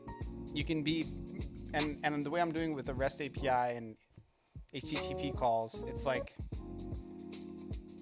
you can, you know, it doesn't require good connectivity. But if you're on a game that has, like, say for example, autosaves every time you change maps or fight or something, and you're on a mobile game and you're like walking around out there in the world and you don't have a connection,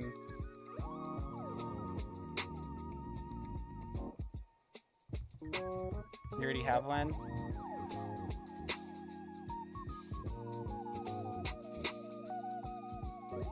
What do you already have? I'm trying to think of what I said.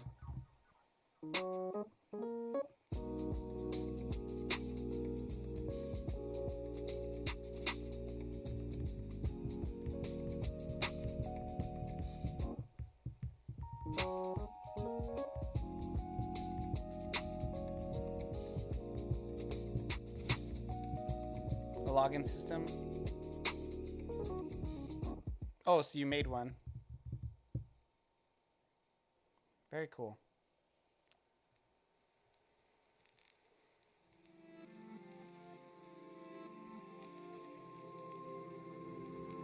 Is it sad that I like got the login working, but I don't know how I did it?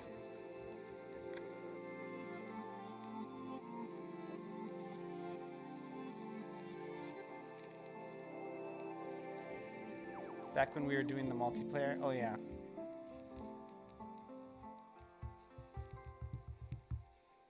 I'm stoked on this code. This looks awesome. It doesn't look like pixel art. Are you doing like non-pixel art, or is it just very high resolution?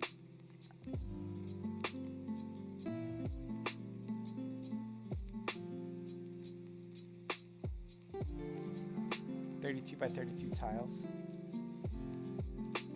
Oh, so not that high. It's just that this is a small picture, I guess. If it's 32 by 32 tiles, what kind of resolution are you working out of? Is it gonna be like...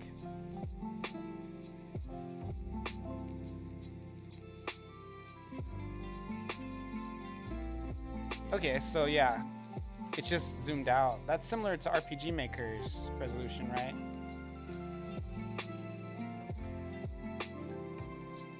No, it's like half 1080p.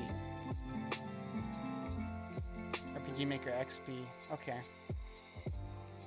Yeah, I kind of like the scaling for RPG Maker XP's base resolution better. RPG Maker MVMZ, they kind of went a little bit too small for the player characters. Too many tiles, in my opinion.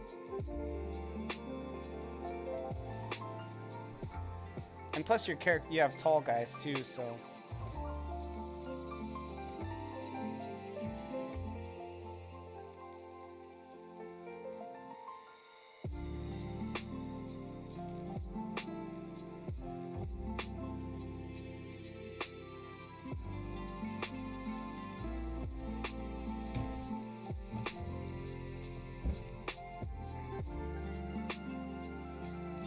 Still so much to do.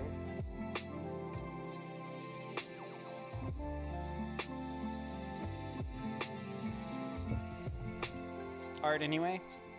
Bro, that's great, Code. I love it that you got something going though. Like, I'm pretty pumped. I was watching Lana Lux, you know, the streamer who does Unity stuff. She's probably honestly one of the highest viewed game developer streamers. But I was watching her, she did an interview with Unity, right? And it was like a podcast or whatever. And I was listening to the stuff she was saying. And I didn't, you know, I've never really liked Lana Lux that much. I don't want to throw shade. I just didn't find her that interesting. But after watching her podcast, I was like, bro, I'm going to start watching her more, because she was talking about how she, for the longest time, for almost 3 years, she would have like one viewer. She'd have like 1 or 2 viewers on average, you know? And I was like, what, really? And she's like, I mean, I wasn't talking to her, making it sound like I was interviewing her. And I was like, what? That's crazy. Because she's like 200 to 500 now on her average viewers, which, you know, it's whatever. And she just did her Kickstarter, right? And she raised almost $40,000 off Kickstarter, which was like, holy crap. So I just find that very impressive. And she is a true solo dev, you know what I mean? Like,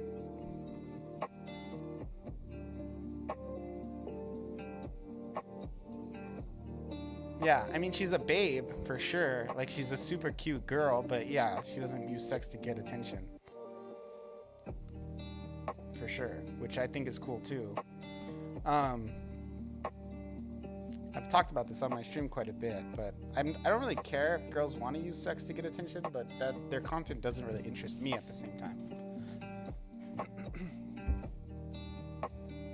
Yeah, and she's not like flirtatious, and she's not like, she's so chill, and she just works on her projects and grinds, you know?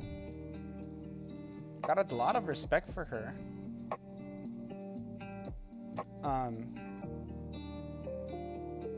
I went and looked at her YouTube, and it also made me realize too, like, I'm actually doing okay on YouTube when it comes to game devs. As far as like streamers, right? Like people who are on Twitch doing game dev, like Pirate Software and Adam have pretty popular channels.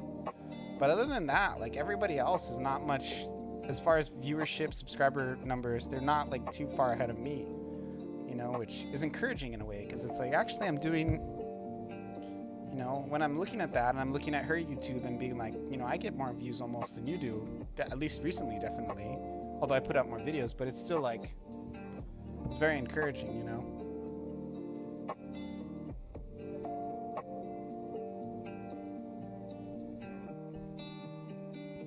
It really is just a grind, man. Like,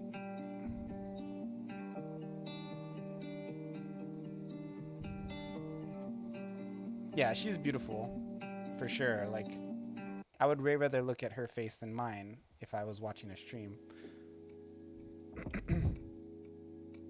It's unfortunate to me that she doesn't do like game styles that I like. Her new game actually looks pretty cool, like Stained.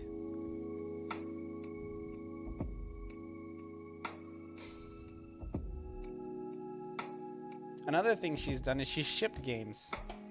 I mean, they weren't like huge successes, but I mean, she shipped them in her own right.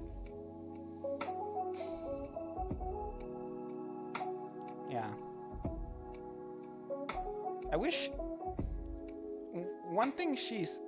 some of the stuff she said... And I can totally relate to it. Like, she was talking about how in some ways, people in like her Twitch community are like her closest friends. And I actually feel that way too, you know? I mean, I have a lot of friends in person, and it's like, I do value those relationships, and those people mean a lot to me. But they're really my friends because they're like people I grew up with and I've just known forever. They're more like family members. The people who I'm friends with on Twitch, these are people who have like very hyper-focused, specific interests that are very similar, in a very similar niche to me. And it's like, in real life, like in the 90s, that didn't even exist, you know? Like you couldn't have people from all over the world that you were friends with, like through like a very specific interest. Like Code, you and me, we're like people who are interested in like indie pixel art RPGs development. You know what I mean? Like that's a short list. And we're very fortunate that we are able to like know each other, and the two of us can know like other people who are have similar vested interests. It's an amazing. I feel so fortunate to be in this era, you know.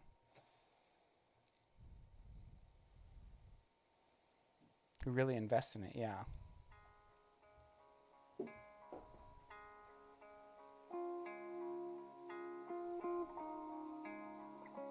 Okay, so I actually want to work on Space Pirate for a little bit. So now that I've actually gotten an account creation going, I'm going to open up Space Pirate, because that's a huge accomplishment.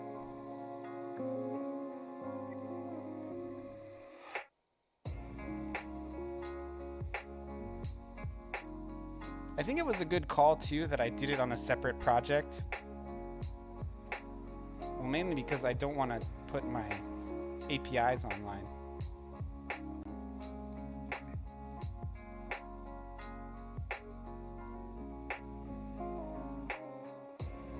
I hope I can get Loot Locker to work with HTML5. I'm confident I can get it to work with Android. Okay, so I just want to do balance right now. I need to figure out a way to make it so that people can't live forever. I don't like that. So I don't remember exactly how I did, like where I put the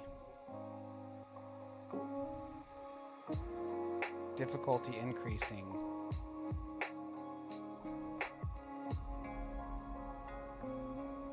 Was it in the enemy itself, maybe? Let me close all this crap. Are the enemy's missiles? Yeah, enemy and wizard is the two.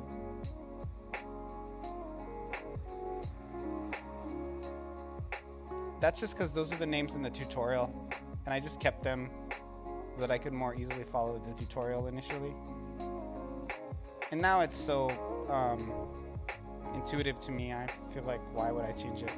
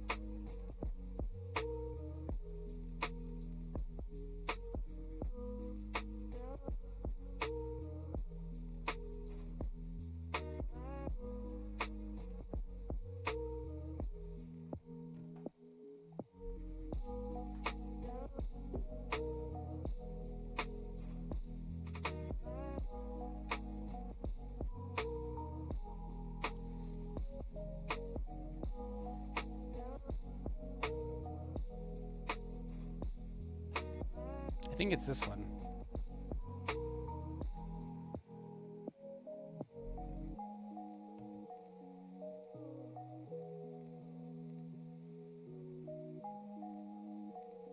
Yes, this is it. So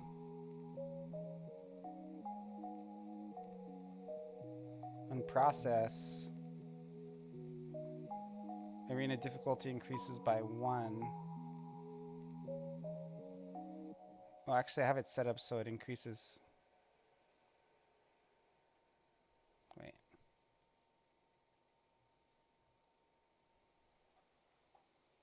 So the difficulty increases by 1 everything. So I could make it so it just increases like a ridiculous amount, right?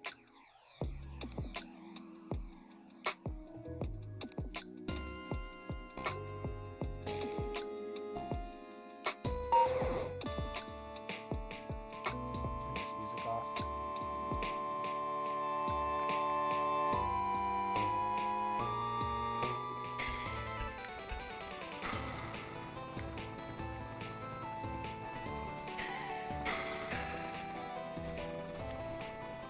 Does it feel like they're coming in faster?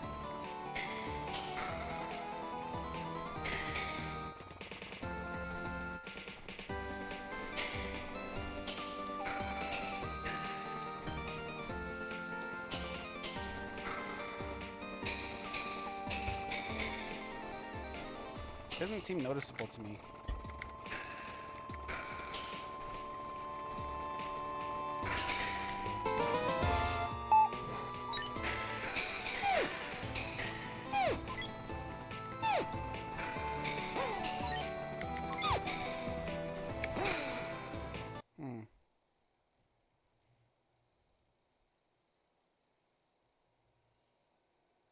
Yeah, no, I'm just trying to get it to work.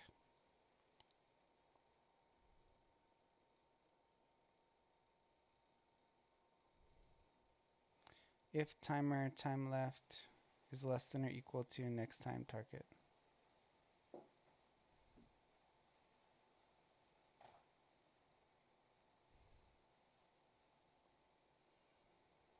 What is next time target? Timer dot wait time.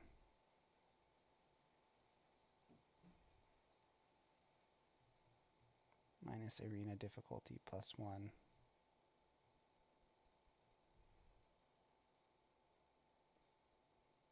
Plus difficulty times difficulty interval. What did I set the difficulty interval to?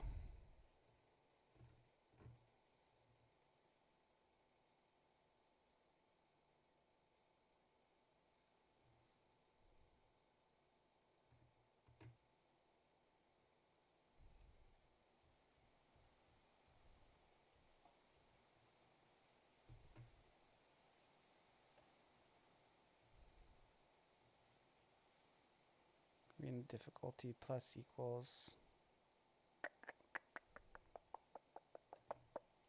Let's just try start it on like a ridiculous number.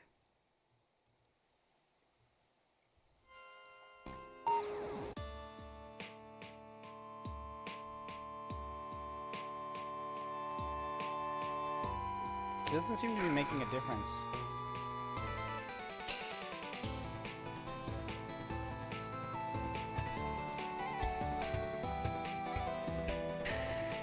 Like the spawn rate doesn't seem to be any faster.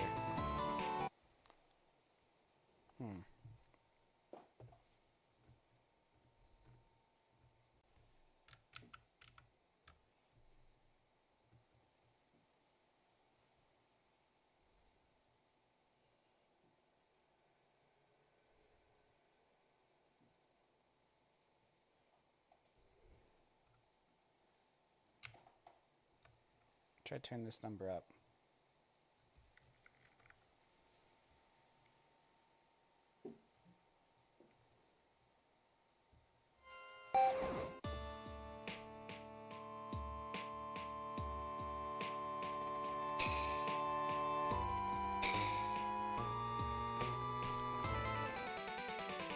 Okay, so that actually made it easier because the difficulty interval doesn't accrue as much. So let's try put a freaking float in here.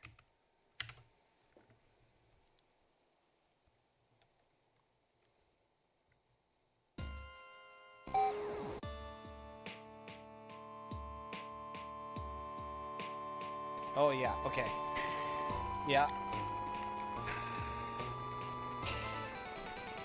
Bro, what the hell? This is insane.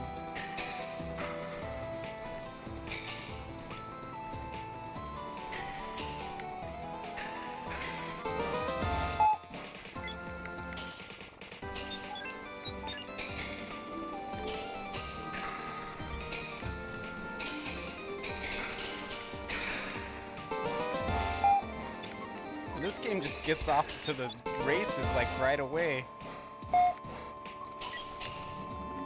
It's like, let's go, bro.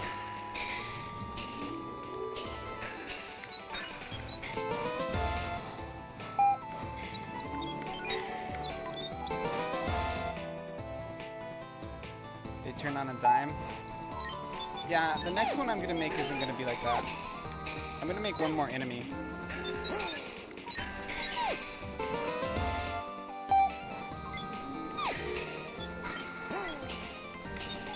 There's a lot I gotta do, bro. I've just been trying to do databases.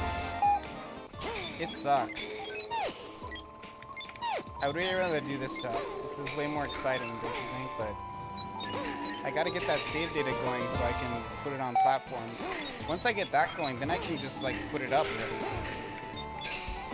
The mechanics of the game are like, I can kind of smooth that out over time, but if I can't have the save data, I don't have the game.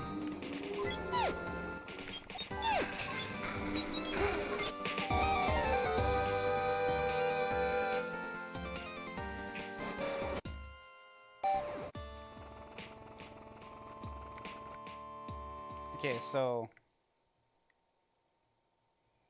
now if I increase that, I'm just try this out of curiosity.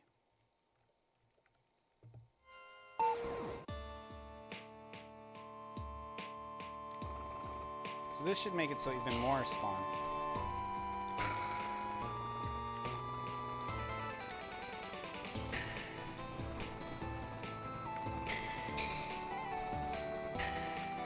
Okay, so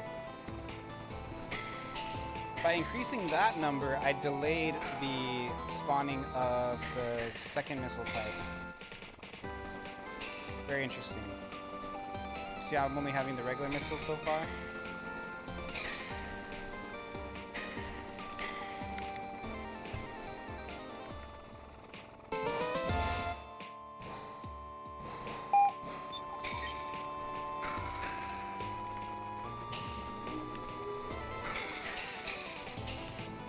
And at this rate, I'll like never get the other missiles.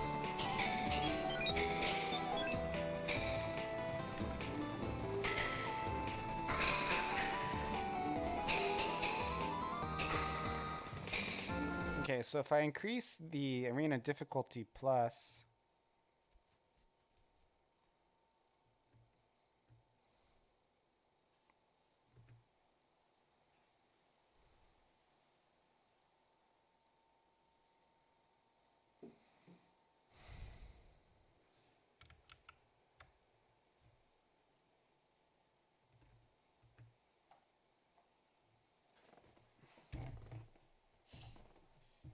so the way it works too is with the basic, with the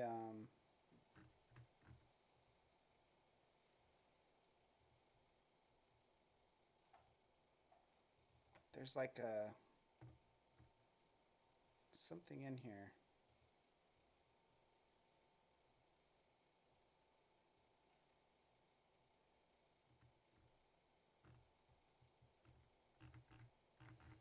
Where I make it where they don't show.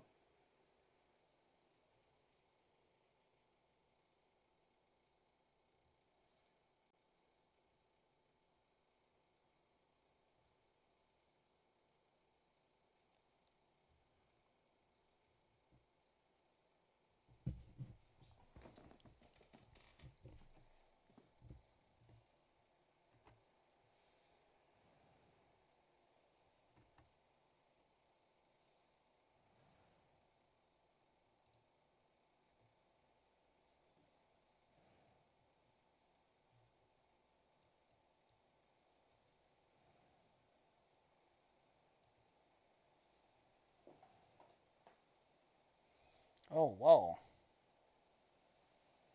The wizard has a much higher drop percentage. That's no good. Well, we can lower that for sure.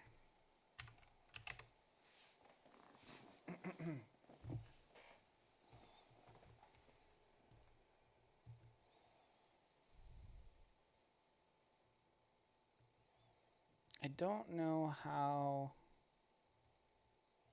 where I put the code that determines which ones will be.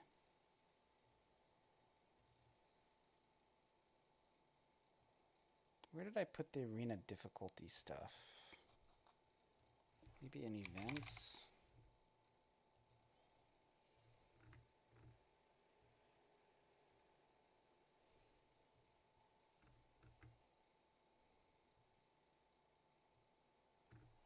No.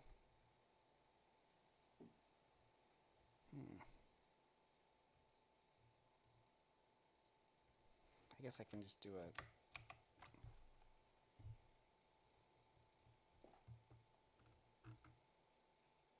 Arena Time Manager, that's the one I'm in. The other one is Enemy Manager. Oh yeah, that's where it is. Enemy Manager.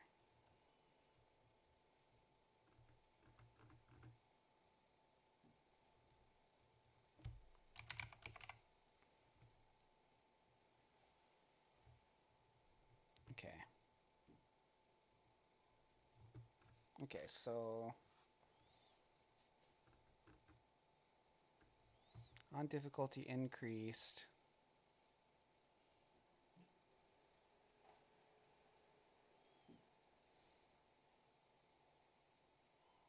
Enemy table add item.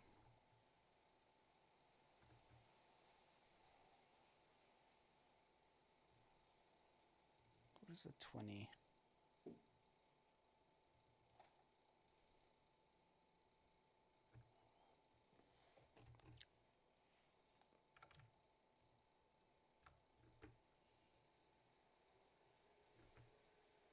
Weighted table?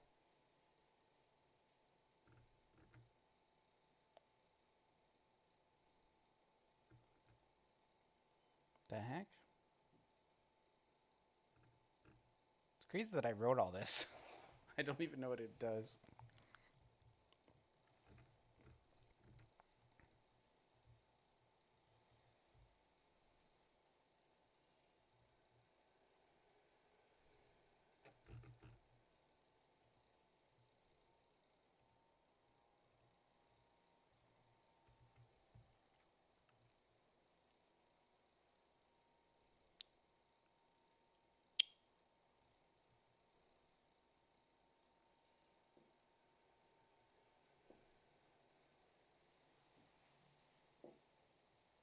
Var time off equals.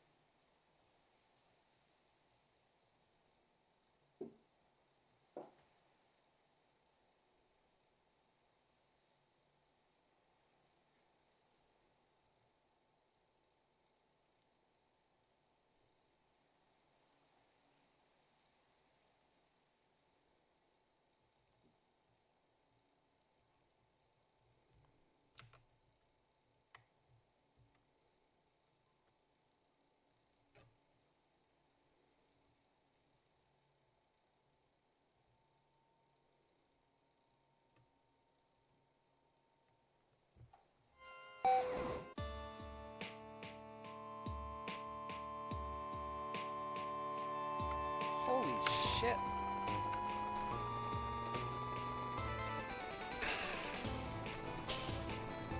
It just came in right off the bat.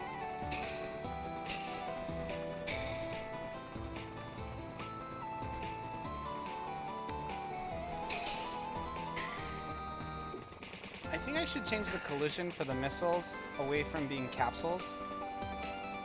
Because capsules have this tendency to like squeeze each other and then shoot each other out.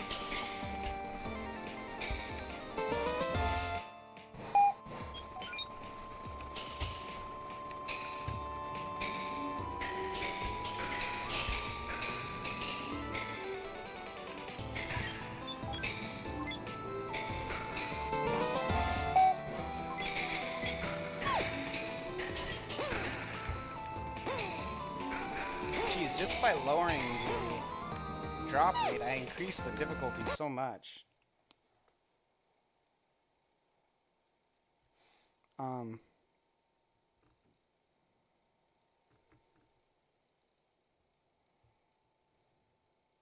Let's put the weight to 1.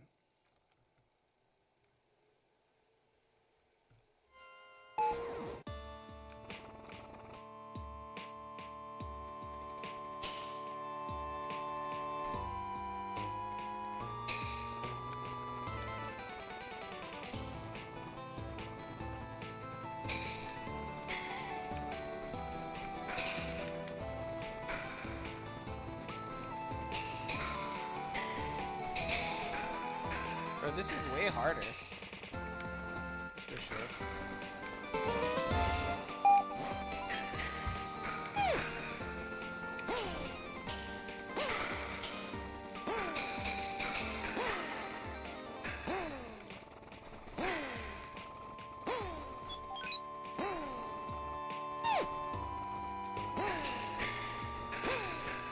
Also, I'm tending to get less shooty outs because I have a much lower percentage of...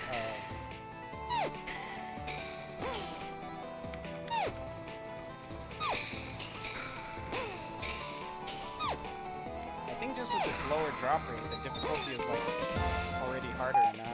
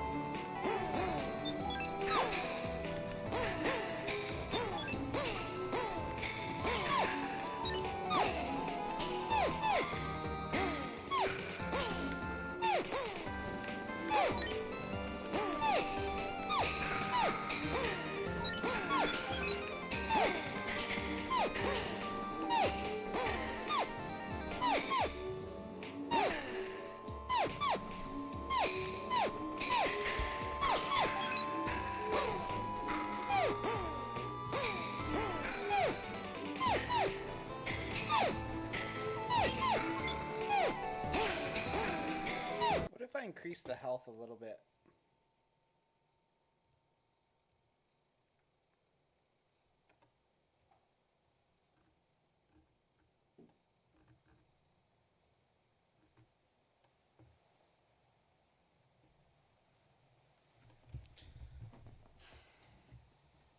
Hey, Zed Craze. It's going okay, man. It's going okay. Thanks for asking. I've been working really hard on getting my my cloud saves working, and I've been using this platform called Loot Locker. I've been trying to figure it out, at least I should say. And you know, honestly, it would be pretty easy to use this platform for RPG Maker projects. Did you ever get your Steam achievements working on your games, Ed Craze?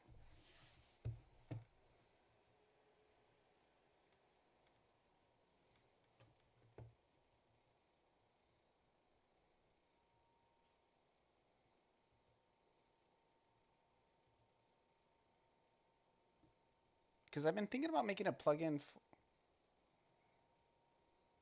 that's on the list to do. Well, the reason I'm asking is because, hold on, I'm trying to, this, one thing I hate about this website is that it like lags. But Loot Locker is like a cross-platform website. I can't log in, whatever. I must be logged in another window somewhere. Here we go. Okay. And it's like multi-platform. And the way it works is you do these things called HTTP calls. And it integrates with Steam. So you could use this platform to basically just put like a little bit of code here and there. And you can actually connect to Steam and do your achievements through here. You could also do leaderboards with an RPG Maker game. And I think I might, I mean, I'm not making any promises, but maybe I'll make like a plugin or something that integrates with Loot Locker for RPG Maker, MV and MC. The reason why I would do something like that is because I could, there's still a couple things I could add for Familia that I'd like to do. And I wouldn't mind ditching the Orangework plugin that I use and just switching to HTTP calls, which would be really cool. So, I don't know, that might be something on the horizon. Like a project that I could work on for like a week or something and get done and make a plugin for this platform. And this one's great. You can do like in-game transactions and stuff.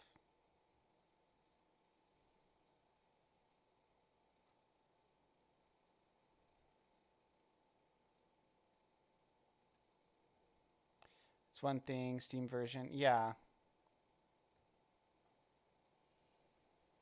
Yeah, so for if you were to use this platform, right? Basically, instead of, you could authenticate through Steam or Epic. I mean, the authentication would be a different thing because I would only make it for Steam. I wouldn't really put it on Epic. Maybe someday, I don't know. But I could set it up to integrate with your Steam account, and then you can send the achievements. You can do them right in the back end here, and then you just send them here, and then you can like basically send them out to whatever platforms you're on. For me, it would be Steam and the Android Play Store, which is why I'm attracted, because I don't have achievements on my Android version of my game. But you could do something similar for Epic, although I wouldn't want to like test it and stuff. I could guarantee that the Steam would work because I will have done that, but I don't want to I don't want to do an Epic integration anytime soon, so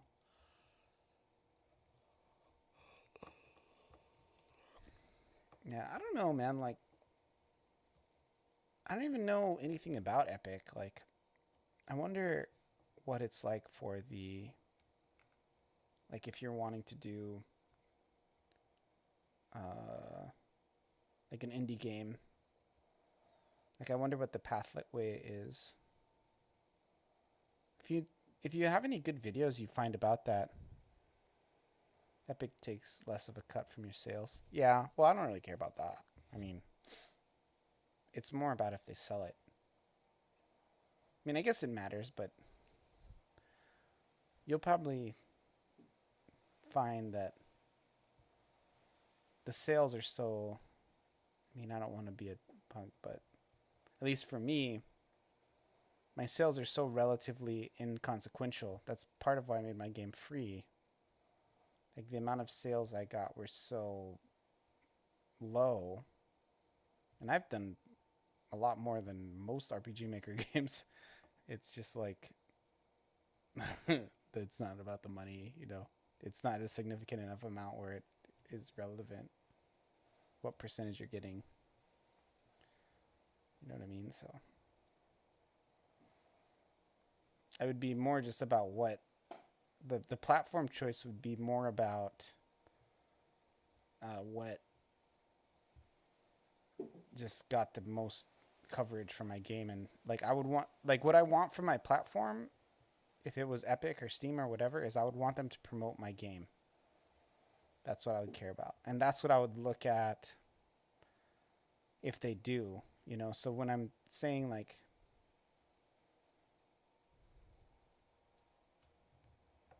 and consider storefronts later on. Yeah. I don't know. I've seen a lot of people build their game on itch or Game Jolt for like years and years and years and let people play it on there. And then they'll release to Steam officially as like a big thing.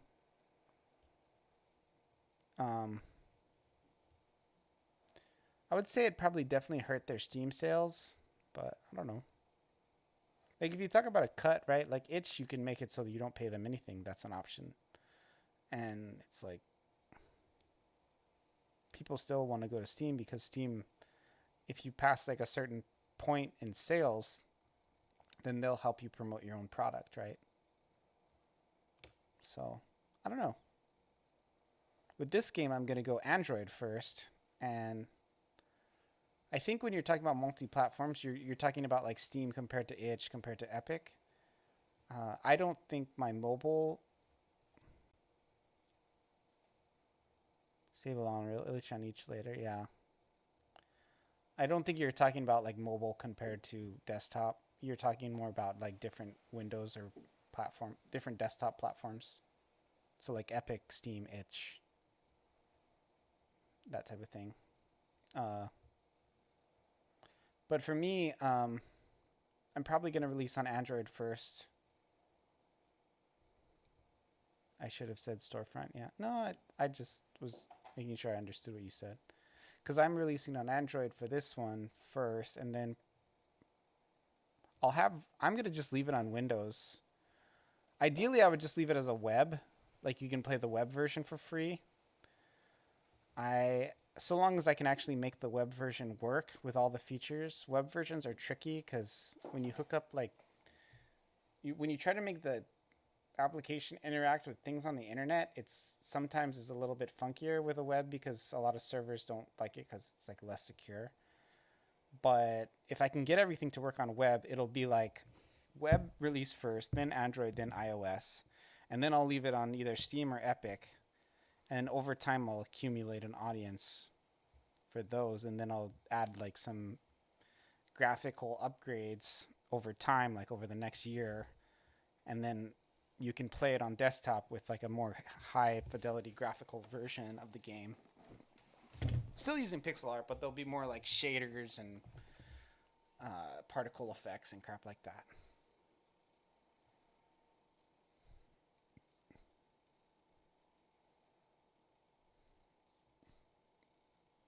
Get one version stable, then move to next. Oh yeah, you're saying, yeah. Ideally, I want the game to be extremely accessible to whoever wants to play it. So I do like the idea of having a web version where you can just log into your account from whatever computer you're on real quick and start playing. kids play that kind of stuff a lot. I know that as a teacher. So you can really get a lot of kids locked in because they'll play at school and stuff if they can just play in their browser, you know what I mean?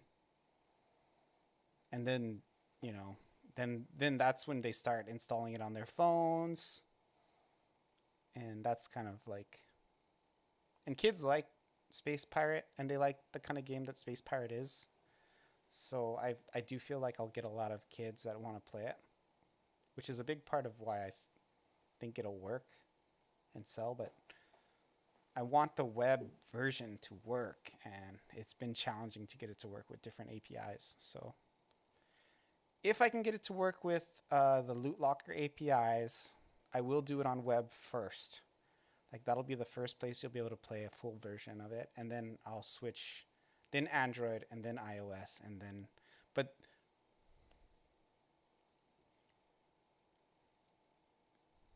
oh, Vampire Survivors did the same thing? I didn't even know that.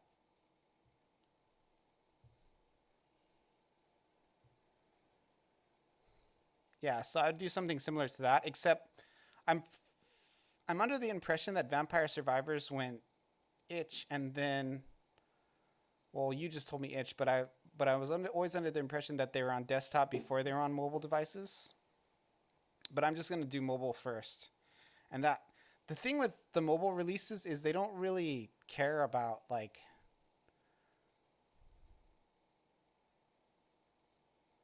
Sorry, demo still on itch. Oh, that's cool.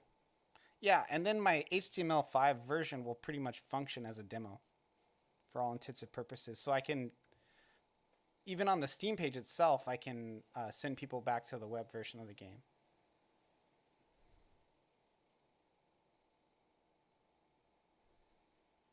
Because it wasn't good, yeah. Yeah, that's basically my path. I'm kind of building for with Android and iOS in mind, more so than desktop even. So I think I'll be fine getting the Android one off. And then basically when I get to Windows, that'll just be like the lowest graphical setting, you know, is the default. And then you'll be able to like add particle effects and fog and all this other crap. Vampire Survivors is best on mobile. Yeah, a lot of people like it. They also even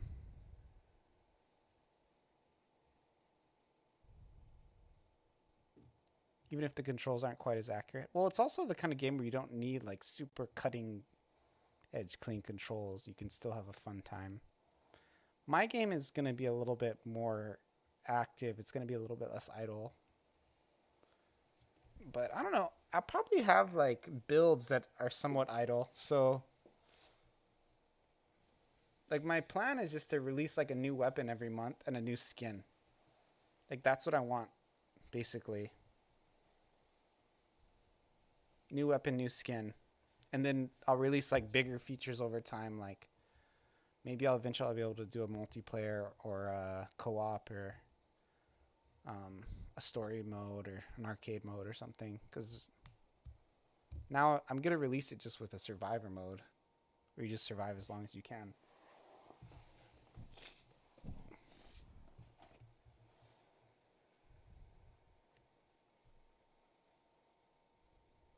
I think I'm going to go to sleep though. It's 12, so let's see if anybody else is on Twitch.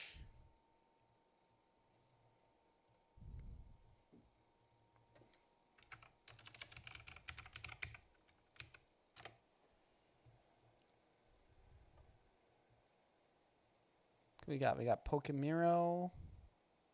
I don't want to invade. I don't want to raid her. She's too famous. Pokurime. Oh, she changed her thing. That's cool. Cake? What is he doing?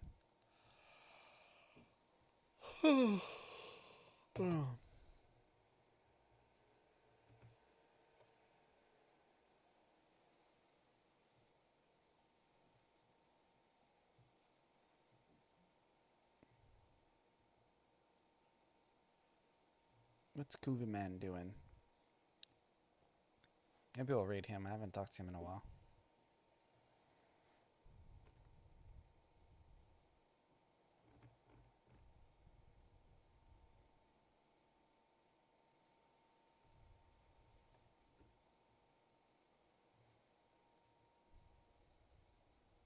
Just finished 600. Congrats. Flight power can be sticked onto player, or can be used to create partially disabled block. Only one surface can power by sticking an unpickable one to the wall. These stream avatars. Did he make the? That's not stream avatars, are they? First, I guess. Implement undo feature. Oh no. It's hard. I will not do that. Unless we actually do the rewrite of it into a different engine. I have no idea how to do this in Baby. I don't even know what he's talking about. Is anybody doing Godot? RPG Maker.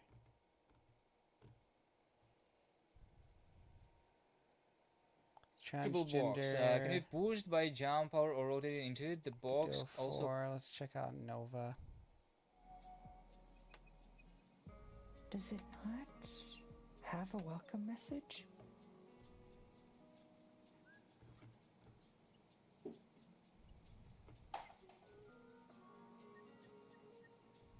Receiving message. Chat, Twitch chat debug and upgrading stream overlay. Wait a minute. I obtain the message after I call a poll. The poll. There should be I don't know what this person is doing. handled data received. That's where this needs to happen.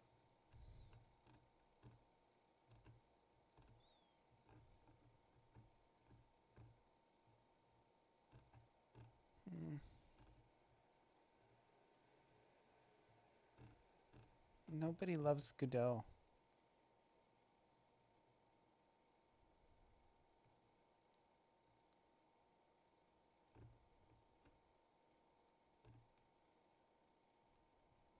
I'm gonna follow this guy even though he's not streaming right now.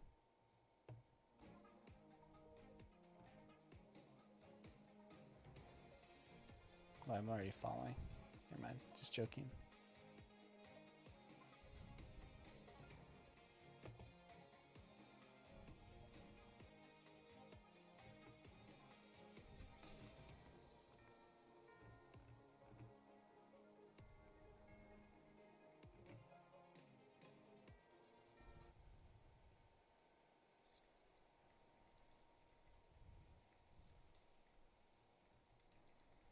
Do it this way instead.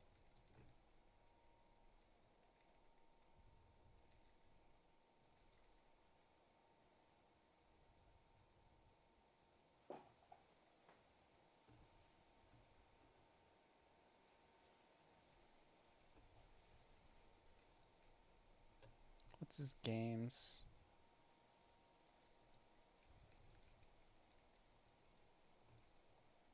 Lone Ruin. I'm also doing this in this not slightly but very dumb way. All his websites are down. Mixed reviews, huh? Only 64% positive. That's rough, dude.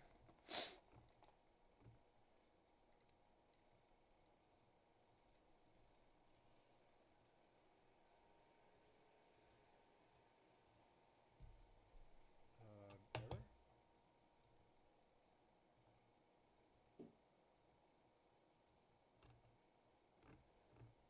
Oh, this game's on Switch? What a beast. No break.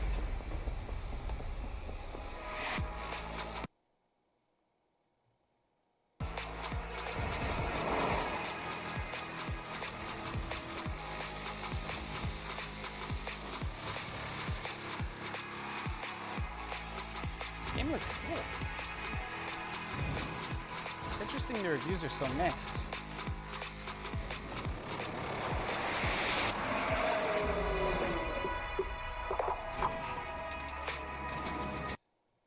Put them in here. But we'll.